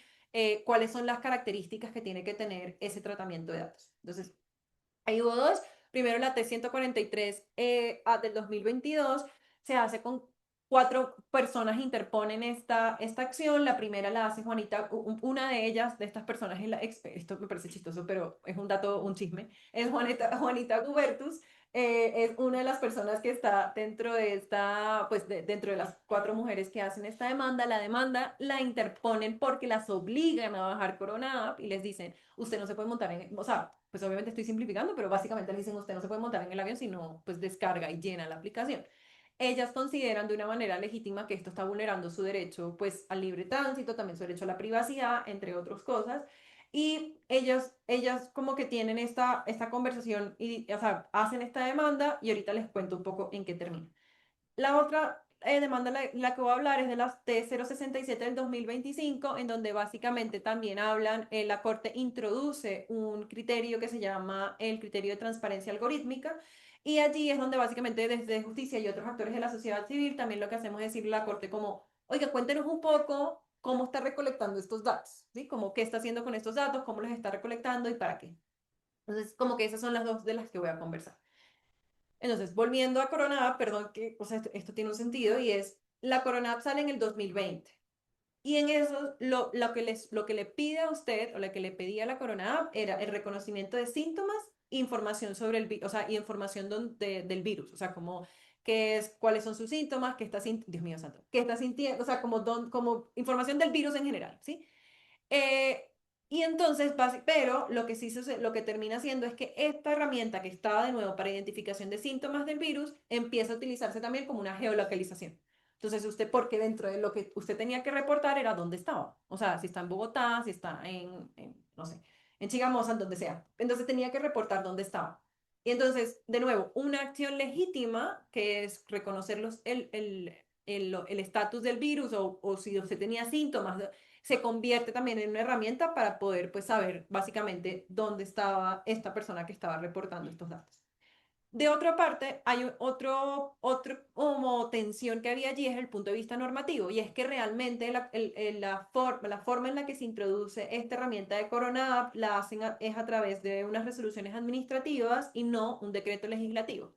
Esto hace que, pues para mis compañeros abogados, que el estado de poder como de dialogar o de tener algún tipo de análisis de criterios específicos como el criterio, por ejemplo, de proporcionalidad, se viera severamente disminuido por la forma en la que la resolución del Corona App y además también las formas en la que el Corona App fue también puesto sobre la mesa fuera problemático. Y por último, lo que quería, justo lo que hablábamos de la última sentencia que les mencioné, es la falta de transparencia sobre el funcionamiento. No hubo o había mucha opacidad sobre cómo esta herramienta se estaba utilizando y cuáles eran las plataformas, o sea, como cuáles eran los usos que se le estaba dando, además del tema de salud.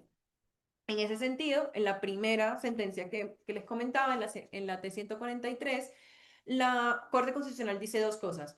Bueno, importante decir que cuando llega esta sentencia, que también pasaba mucho en la pandemia, es que cuando llega la sentencia de la Corte, pues en realidad ya el Ministerio de Salud tenía una resolución en donde eliminó el coronavirus como un criterio para poder viajar. Entonces, pues como todo este drama para pues después fue como, no, oiga, ya esto no procede, pero nos parece relevante decir dos cosas. La Corte recuerda que el habeas data, porque o sea, ellos dicen que es básicamente Juanita Gobertus y las otras personas que la acompañaron decían, se nos está violando el derecho de habeas data, y ellos decían, bueno, no solamente se trata de conocer y rectificar datos, sino que también someter esta recolección de datos a criterios constitucionales, entre ellos también el de la transparencia. Y por otro lado, la T-067 se solicita el código, o sea, de nuevo, es un caso muchísimo más largo, pero básicamente lo que se solicita es el código fuente. Y yo me preguntaba cuando estaba preparando esta conversación, como por qué rayos, o sea, como que qué rayos es el código fuente, porque el código fuente es importante. Y es justamente, o sea, esto tiene una explicación muchísimo más detallada que seguramente mis colegas de transparencia de justicia podrían dar con muchísimo más rigurosidad, pero en todo caso, el código fuente, para explicarlo de una manera más sencilla, lo que permite en realidad es entender cuáles son el algoritmo y cómo ese algoritmo realmente está funcionando, qué datos está recolectando y cómo los está recolectando.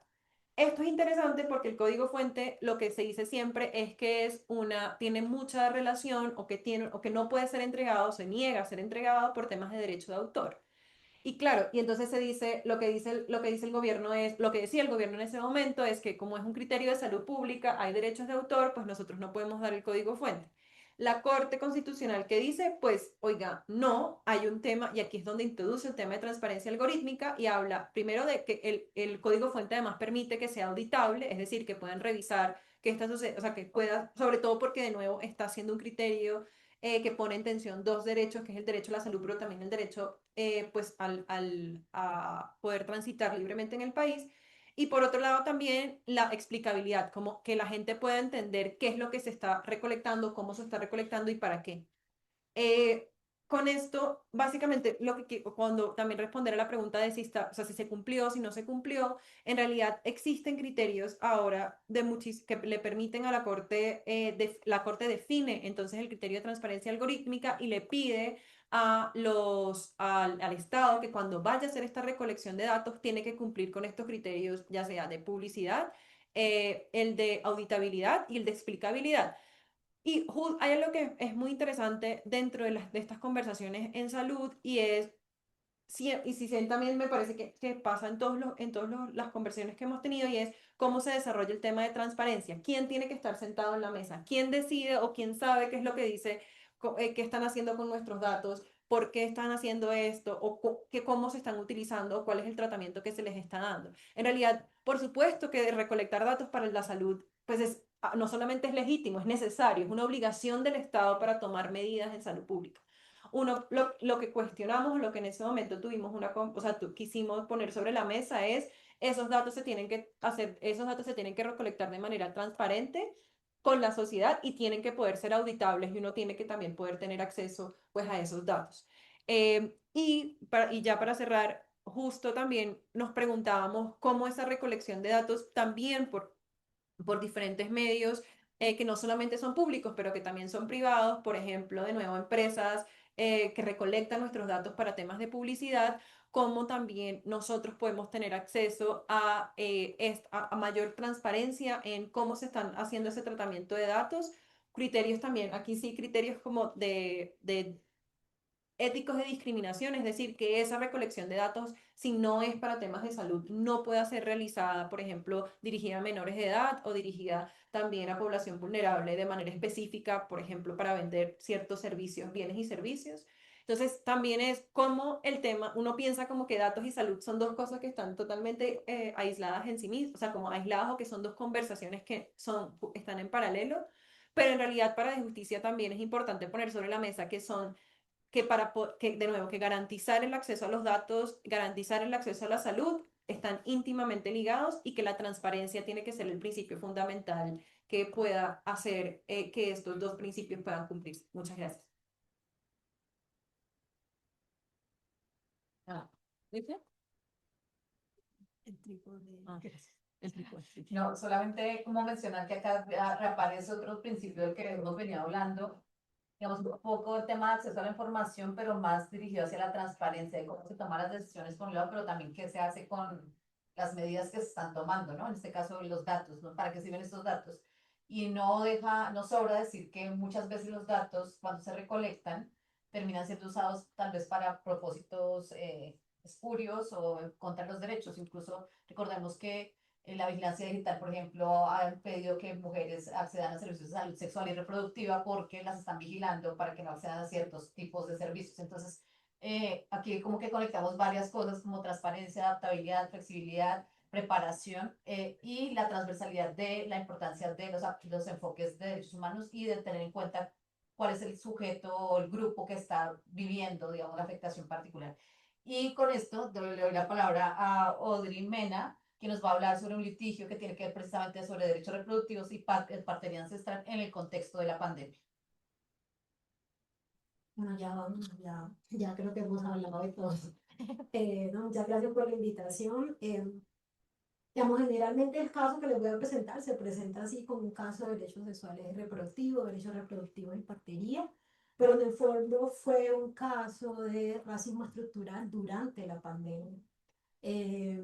Y yo no sé si iniciar como agradeciendo también la pandemia, no tiene sentimientos encontrados, sobre todo por lo que pasó en la pandemia, digamos, por la parte de salud, por la parte de cómo el Estado abordó la atención de sus ciudadanos, pero también cómo se exacerbaron ciertos patrones institucionales que están impregnados en la columna vertebral de un país como Colombia y que justamente esta mañana hablábamos de algo especial y es que la Corte Constitucional ha tenido un rol fundamental para el desmonte de ciertas estructuras que tenemos como nación y que nos impiden o que limitan o no que unas personas u otras tengan acceso a cierto tipo de derecho. Entonces, hemos visto que la Corte Constitucional ha tenido un papel fundamental en cómo el Estado debe priorizar las atenciones, cómo el Estado debe garantizar el acceso a derecho a ciertas poblaciones. Y algo que yo decía esta mañana era, nosotros tenemos un sistema que es garantista, hasta cierto punto nuestra Corte Constitucional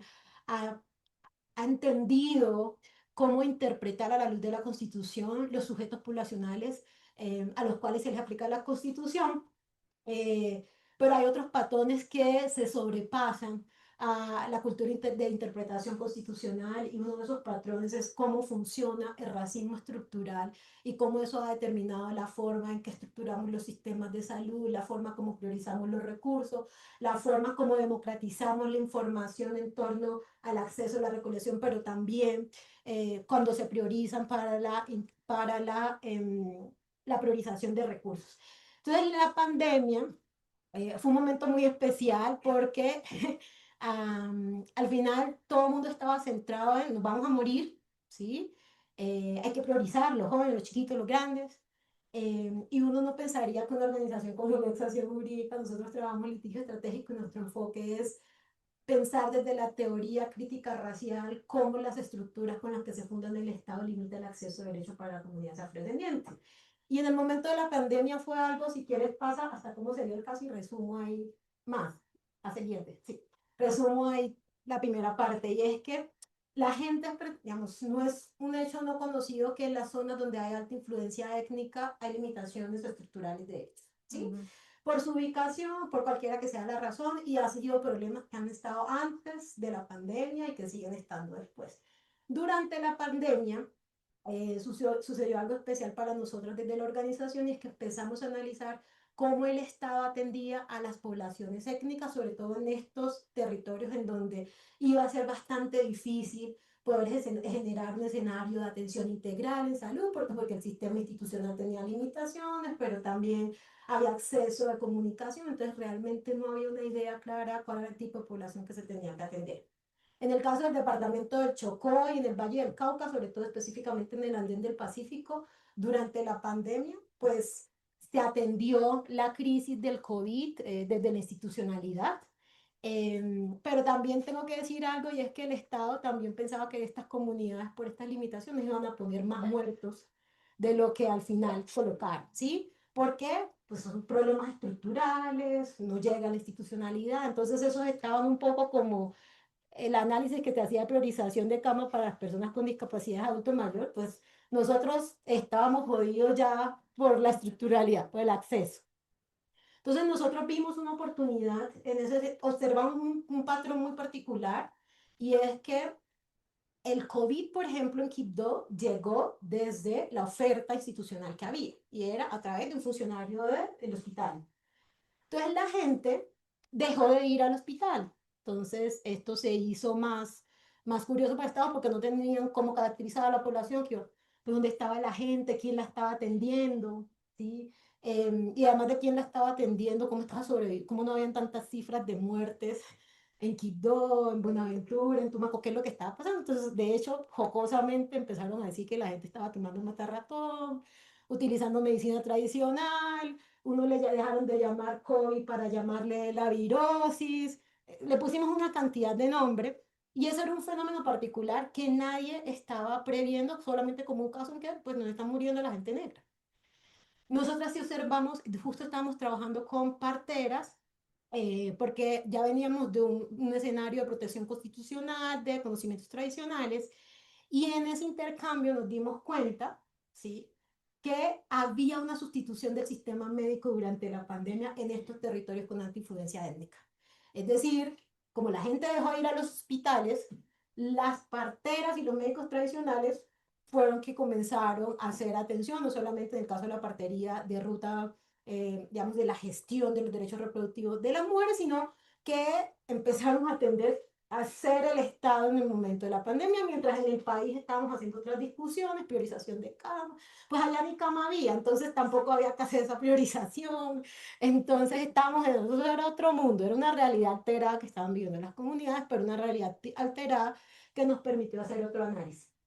Entonces, a partir de ese fenómeno de ver, sí, inicialmente cómo lo que las comunidades han hecho durante siglos, y es resolver, resolver cualquier condición estructural de carencia, ellas mismas lo hacen. Entonces lo que hicimos fue, bueno, en ese mismo momento el gobierno nacional empezó a pedir una serie de decretos para dar incentivo al personal de la salud que estaba atendiendo casos de COVID.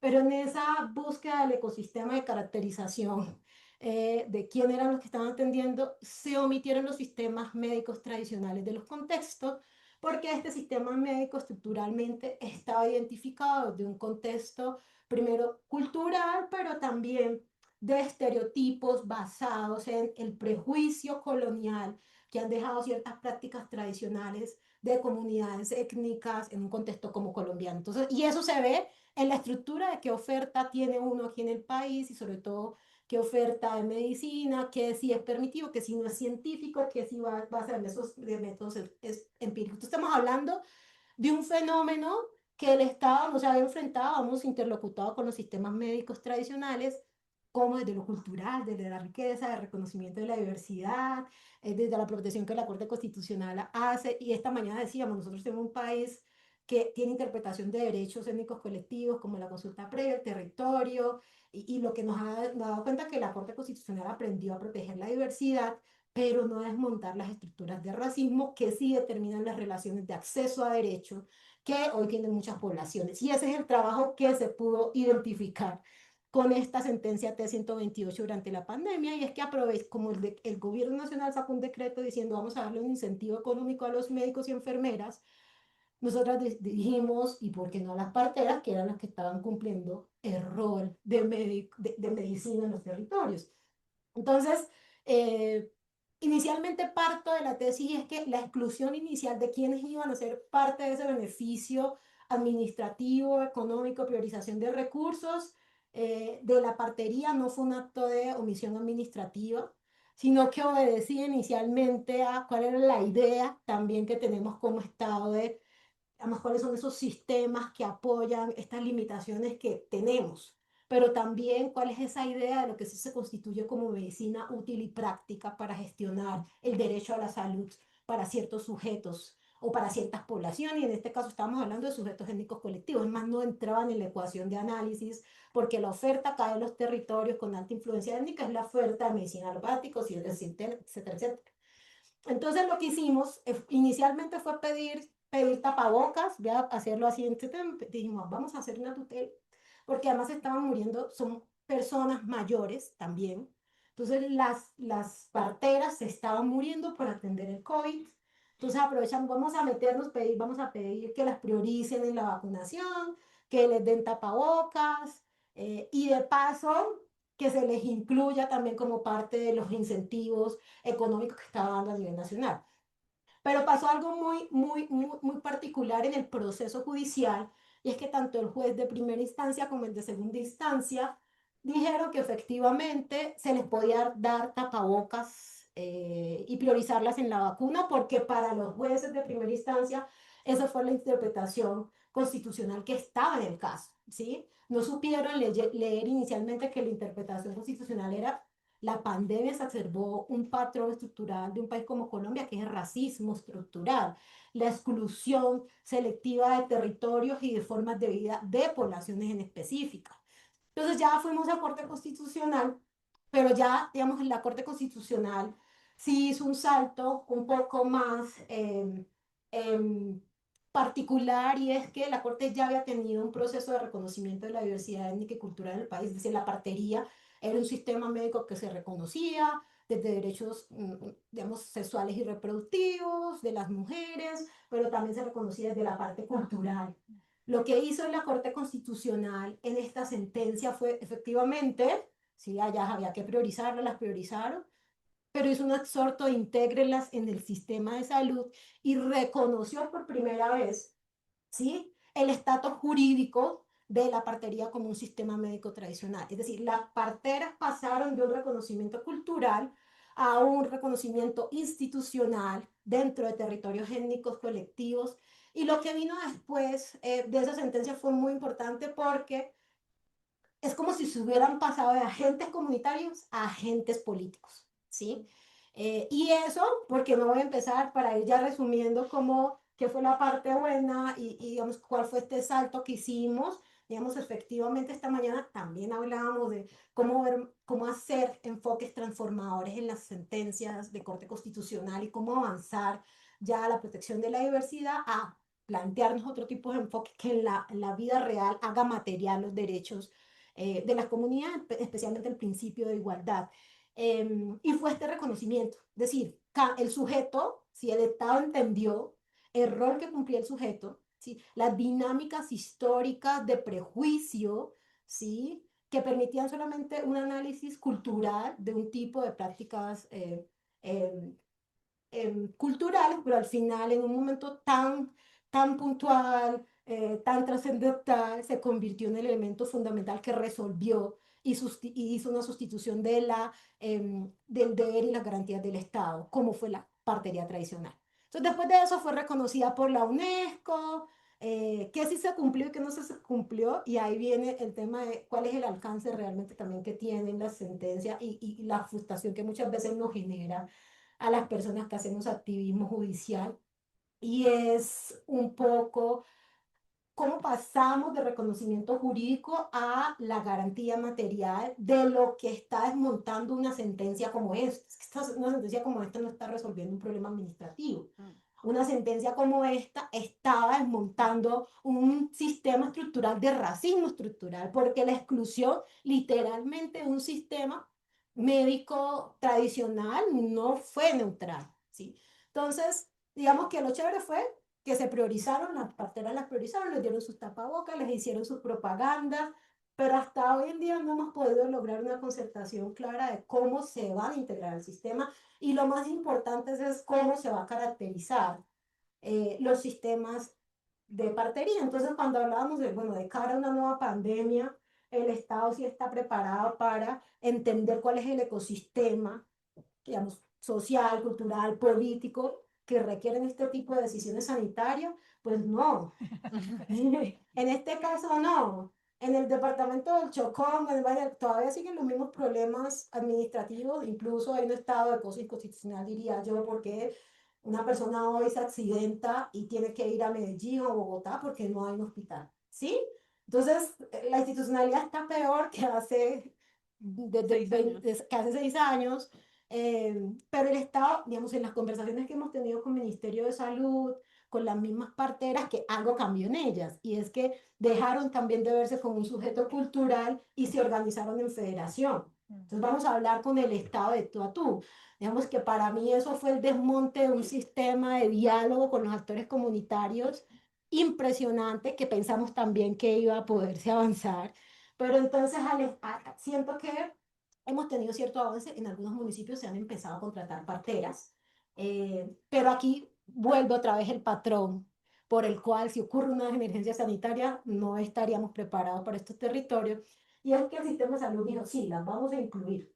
Y empezaron unos pilotos en Quibdó y en el Cauca. Imagínense que en estas unidades móviles de salud, y empezaron a contratar parteras, pero el rol de las parteras era de recoger las sillas, de escribir de llenar listados, y ellas mismas dijeron no. Y además habían otros problemas estructurales, y era que les contrataban por contratos de prestación de servicio, y la mayoría hacen parte del sistema subsidiado, entonces no iban a perder su subsidio digamos, en su propia connotación, por 4 meses de contrato para ir a recoger silla. Entonces el patrón en la misma solución sigue estando, y es el no reconocimiento de algo que la Corte ya dijo. Entonces, un poco, la reflexión final que hago es, este tipo de escenarios como COVID o crisis de pandemia nos dejaron unas lecciones, y es, digamos, donde el Estado no llega, alguien siempre tiene que resolver, porque es una cuestión de vida o muerte.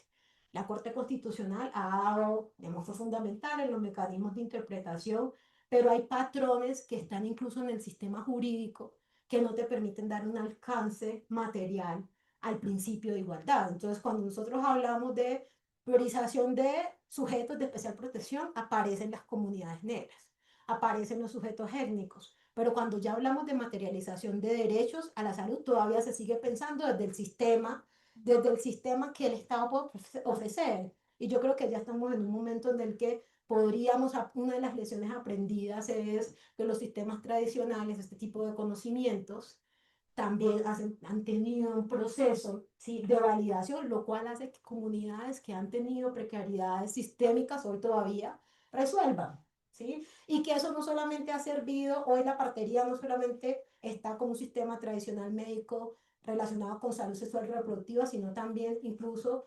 empezando a entrar al ecosistema que se necesita, por ejemplo, para el acceso a la interrupción voluntaria del embarazo, por el rol que tienen cultural y comunitario en las mujeres negras jóvenes en los territorios. Entonces, la sentencia fue maravillosa. Todavía estamos en discusión con el ministerio, no hay censo, les pagaron, les dieron 800.000 pesos, les pagaron. Para las parteras eso fue Para nosotros fue por lo menos la administrar, porque no sabían ni cómo pagarles, porque no estaban dentro de retos, no, o sea, no aparecían dentro de los sistemas institucionales para pagarles, entonces tuvo que hacer un cambio administrativo para pagarles en banco agrario, es decir, se tuvo que mover el sistema para adecuarse a ellas, no ellas al sistema, que es lo que siempre pasa y por eso las atenciones tienen siempre que limitadas. Gracias.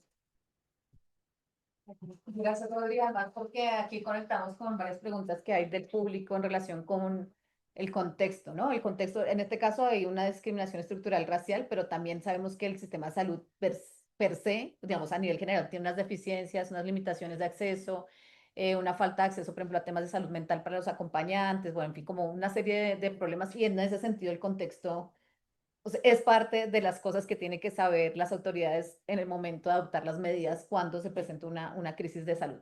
Eh, Tenemos poco tiempo. Sí, 5 minutos. sí. Sí, sí. Vale. Bueno, vamos a hacer como un agrupamiento de los temas y las preguntas que hicieron. Y lo que les voy a pedir, así como muy express, perdón, pero para que piensen en una respuesta de 1 minuto y medio máximo. Me acaban de decir, eso es lo que tenemos de tiempo, no tenemos mucho más. Entonces, voy a hacer unas preguntas específicas para Ronnie, que vienen como que del tema de periodismo, inteligencia artificial, y otras que también puedes participar, Ronnie, pero que tienen como mucho, digamos, temas de lo más jurídico, ¿no? Entonces, pero por supuesto también como tu perspectiva es importante. Quería preguntar también, pero... No, bueno, sí, desafortunadamente se nos sacó el tiempo. Em, Podemos seguir aquí tomando café si tienen preguntas, etcétera, conversando. Pero entonces, la pregunta, digamos, específica para Ronnie es acerca de los riesgos de la inteligencia artificial en el cubrimiento de una próxima pandemia. Digamos, como los riesgos y las oportunidades tal vez que arroja este nuevo sistema para cubrir desde el punto de vista periodístico la pandemia. Y en relación con la difusión de información, la creación de imágenes falsas que generen como, pues, digamos, alarma, etcétera. Y para los y las abogadas, en general, digamos, hay varias preguntas. Una que tiene que ver como cuáles son, digamos, los factores que debería tener en cuenta el juez constitucional y otras autoridades en el momento de tomar decisiones en relación con la pandemia, digamos, a partir de estos casos que ustedes mismos acaban de exponer. Eso por un lado. Por otro lado, cómo abordar el tema de las medidas preventivas frente a contextos ya de, primero, grupos en situación de vulnerabilidad, discriminación estructural y un problema serio de, pues, de acceso y sostenibilidad del sistema de salud. Y finalmente, sí, no, esto es, digamos, como hacia grandes rasgos, o sea, lamento no darle como todo el matiz de cada una de las preguntas, pero se resumen muchas, digamos, en estos ejes como transversales. Entonces, si quieres, Ronnie, adelante, te pasamos el micrófono. Sí, es que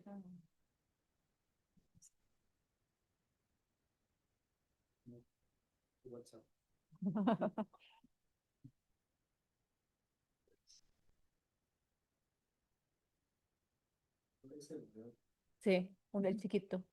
¿Te lo pasas? Ah, Por favor, gracias. Bueno, pues yo creo que mm, no es tanto la herramienta, ¿no? Porque lo hemos visto, la inteligencia artificial, pues con ella se pueden hacer grandes cosas, así que no puede como cuestionarse la herramienta por sí misma, sino el uso que se le puede dar. Y yo sí veo un riesgo grande, sobre todo en la amplificación de noticias falsas en el contexto de una nueva emergencia. Lo hemos visto recientemente en contextos políticos como estos deepfake, por ejemplo, que son estos videos ya creados y que de verdad es cada vez más difícil saber qué es cierto y qué no. Entonces yo creo que sí puede ser un riesgo grande, y para eso pues está la inteligencia no artificial, sino la inteligencia humana, y es poder tener un consumo crítico de información en las personas, que las personas cuando reciben una información puedan dudar inmediatamente de ella y por lo menos hacerse unas preguntas válidas de quién es la persona que está hablando, cuál es la fuente, salir a buscar a otros medios confiables, si esto es cierto o no, y no simplemente creer. Eso creo que en el contexto de pandemia de una emergencia sanitaria es importante, pero hay otro riesgo identificado también y es el de los autodiagnósticos Mm. o la automedicación o seguir alguna indicación de que de la inteligencia artificial. Entonces, de nuevo, no es tanto la herramienta, sino cómo se usa y pues, las personas que ante un nuevo brote o enfermedad infecciosa salgan primero a consultarle a ChatGPT antes que tener la duda, por lo menos, o la aproximación a una fuente médica, pues seguramente van a tener problemas, ¿no? Porque al final estos son algoritmos que son alimentados con bases de datos, con información que seguramente no van a estar actualizadas con lo que debería ser una emergencia emergente, ¿no? O un brote emergente. Entonces creo que esos son como los dos riesgos que yo identifico.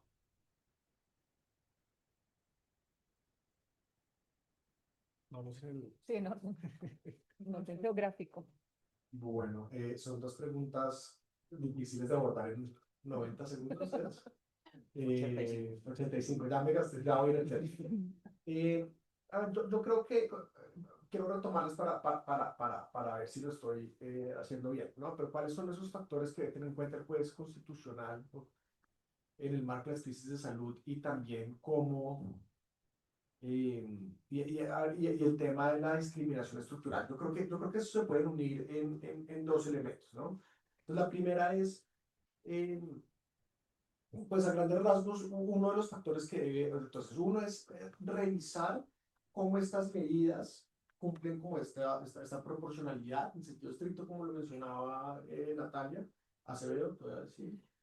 Es revisar si esas medidas realmente son conducentes a, ¿cierto? Si la medida en efecto lleva a paliar esos efectos de la pandemia o de la crisis de salud, si es necesaria, ¿cierto? Si no hay unos mecanismos menos lesivos para los derechos fundamentales, y si es proporcional, ¿no? Y acá juega un rol muy importante el tema de las poblaciones particularmente vulnerables, ¿no? Y el tema de la discriminación estructural. Entonces, una de las cosas, como yo creo que una regla que el juez constitucional puede tener en cuenta a la hora de analizar esto es en qué medida esta decisión, que conecta mucho con lo que estaba comentando ahorita Audrey, es en qué medida estas intervenciones de política pública están acentuando formas de discriminación estructural que persisten o que prevalecen, o en qué medida más bien está buscando mitigar precisamente esas vulnerabilidades derivadas de mecanismos de discriminación estructural, o esos riesgos acentuados que viven. Ya se me pasaron los 85 segundos. Te quedan 20 segundos. Listo, sí, no, ya terminé. O en qué medida, y creo que esa pregunta si está acentuando como formas de discriminación, como lo que comentaba Acevedo, lo que sucedía con el triaje ético, ¿cierto? O si más bien está buscando mitigar esas formas estructurales de discriminación. Y esa es una buena clave, creo yo, para abordar. ¿Cuál es la pregunta? ¿Es la misma? Creo que eran dos, sí, la de... Sí. ¿Y la inteligencia artificial la tengo que contestar? No. No, Usted solo la del rol del juez todo se constitucional. fue- y las medidas, Pero tres ya medidas. ya la contestó el juez constitucional. No, pues yo no tengo mucho que agregar. Yo siento que la pandemia magnificó desigualdades existentes. O sea, simplemente fue como un zoom en las cosas que ya están, o sea, los sesgos en salud hacia las personas con discapacidad no empezaron con la pandemia, se hicieron evidentes, se magnificaron y pasaron este tipo de cosas. Y digamos, esto es un capítulo, ¿no? Lo que yo compartí, pero podríamos hablar o tener una conversación también sobre lo que pasó con la vacunación, a quién se priorizó, por qué se priorizó a las personas que se priorizaron. De hecho, hablando de vacunación, yo por cosas del azar y el despiste terminé en el programa del presidente hablando sobre la equidad en la vacunación. Pero yo no quiero dejar una idea y es, Lo más humilde. Sí. Eh, Además de que el rol del juez constitucional se tuvo que repensar y probablemente las herramientas que se tenían en otros contextos no eran suficientes, quiero decir que esto no solo pasó en el derecho. La bioética como disciplina, y hablo de ahí porque también vengo de esa disciplina, se tuvo que repensar. ¿Es suficiente estos 4 principios que venimos usando de no maleficencia, beneficencia, justicia y autonomía? Los consensos bioéticos que supuestamente teníamos se empezaron a repensar y voces divergentes empezaron a salir a decir esto no es un consenso bioético, miren cómo estos principios no son neutrales, están afectando desproporcionadamente a ciertas personas. Entonces yo siento que, digamos, lo conecto con ahí porque creo que la pandemia y la crisis en salud también retó a las disciplinas a pensarse distinto, a hablar de la solidaridad como principio, por ejemplo, y a pensar cómo medidas aparentemente neutrales estaban afectando desproporcionadamente a ciertas poblaciones y este es solo un ejemplo, pero de nuevo podríamos hablar de muchos otros ejemplos durante la pandemia. El tema de educación se quedó por fuera, pero quisimos también en este panel recopilar distintos temas. Lo dejo ahí. No, pues yo voy a solamente sumar a la conversación un elemento que me parece que es muy importante y es que el juez constitucional también debería tomarse la tarea, que creo que también en este caso lo vimos de una manera transversal, es creer también algo que puede parecer muy básico, pero creer en la interdisciplinariedad. El juez constitucional no podría tomar nuevas decisiones o decisiones reforzadas en un escenario de nueva pandemia sin entender realmente la interdisciplinariedad que conllevaría sus decisiones. Por ejemplo, en el tema de Corona A, pues específicamente también allí hay unos elementos en donde, pues, en donde los criterios de transparencia, aceptabilidad y auditabilidad también tienen unas conversaciones interesantes con otras áreas de la salud que también tendría que tomarse en cuenta, por ejemplo, en el tema de la priorización, también justamente cuestionarse los criterios bioéticos, no solamente desde un lugar de intensivistas o desde los médicos, sino también entender pues, el criterio de derechos humanos y así podríamos tener también con el caso de las parteras, cómo también incorporar en sus decisiones pues toda esta interdisciplinaridad, no solamente de nuevo desde esta visión como hegemónica de la salud, sino también cómo incorporar todos estos otros aspectos en estas decisiones. Eso me parece un elemento importante. Y por último, también poner sobre la mesa que el juez no puede tener solamente este carácter, o sea, como la garantía, y aquí no me distancio un poco del tema del juez, sino también la garantía del derecho a la salud está atravesada por todos los criterios preventivos que ya hemos conversado también con anterioridad, ¿no? Y no es esperar a que tengamos la pandemia, sino poder construir unas infraestructuras legales, pero también de infraestructura médica que permitan también que no sean unos criterios que puedan perpetuar desigualdades como lo vimos en la pandemia. Bueno, yo solamente tengo por decir que si no hay justicia de datos, no va a haber justicia constitucional y va a haber medida que realmente sea suficiente para ciertos grupos poblacionales. Y una cosa también de la que hoy discutíamos era qué herramientas tienen tanto los jueces constitucionales como los hacedores de política pública, como los legisladores, para pensarse en un escenario previo, integral y que pueda dar cara a un escenario de pandemia o lo que sea que Dios tenga preparado para nosotros. Y una cosa de eso es, en estos momentos nosotros no tenemos datos para medir desigualdades de la manera que tiene que hacerse en un país como Colombia. Entonces, siempre y cuando nosotros no partamos sobre la democratización de la información, el acceso a la información que se recoge, no vamos a poder saber quién se beneficia de las medidas que tome el Estado, quién va a estar dentro del marco de protección en un posible escenario de emergencia. Me pregunto yo si los protocolos que les ha pedido la OMC a países como Colombia les ha permitido al gobierno nacional, en general, al Estado, hacer un ejercicio sobre cuáles son los ecosistemas que pueden servir de extensión de su papel dentro de ciertos territorios. No creo que eso haya pasado y ese es el gran problema, porque también tenemos una negación sobre a buscar las soluciones para la respuesta que nos estamos haciendo. Entonces yo creo que ya es hora de pasar de una reflexión de, sabemos que nos tenemos unas lecciones aprendidas, cómo esas lecciones aprendidas se convierten en mecanismos de prevención. Y siempre y cuando no tengamos las herramientas estructurales que permitan consolidar un sistema que nos lleve a este análisis, pues vamos a seguir dando respuesta de la misma manera y teniendo los mismos muertos. Bueno, pues muchas gracias a todos y a todas por su atención, por la participación, las preguntas. Les invitamos a tomar cafecito o agua aromática y galletitas, creo que están allí. Y si alcanzan a hacer alguna pregunta, a alguien que le tengan una pregunta, pues también está válido, siempre y cuando aquí los ponentes, las ponentes pueden.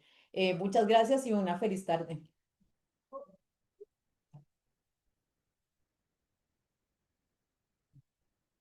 Esto te lo doy a ti, ¿sí?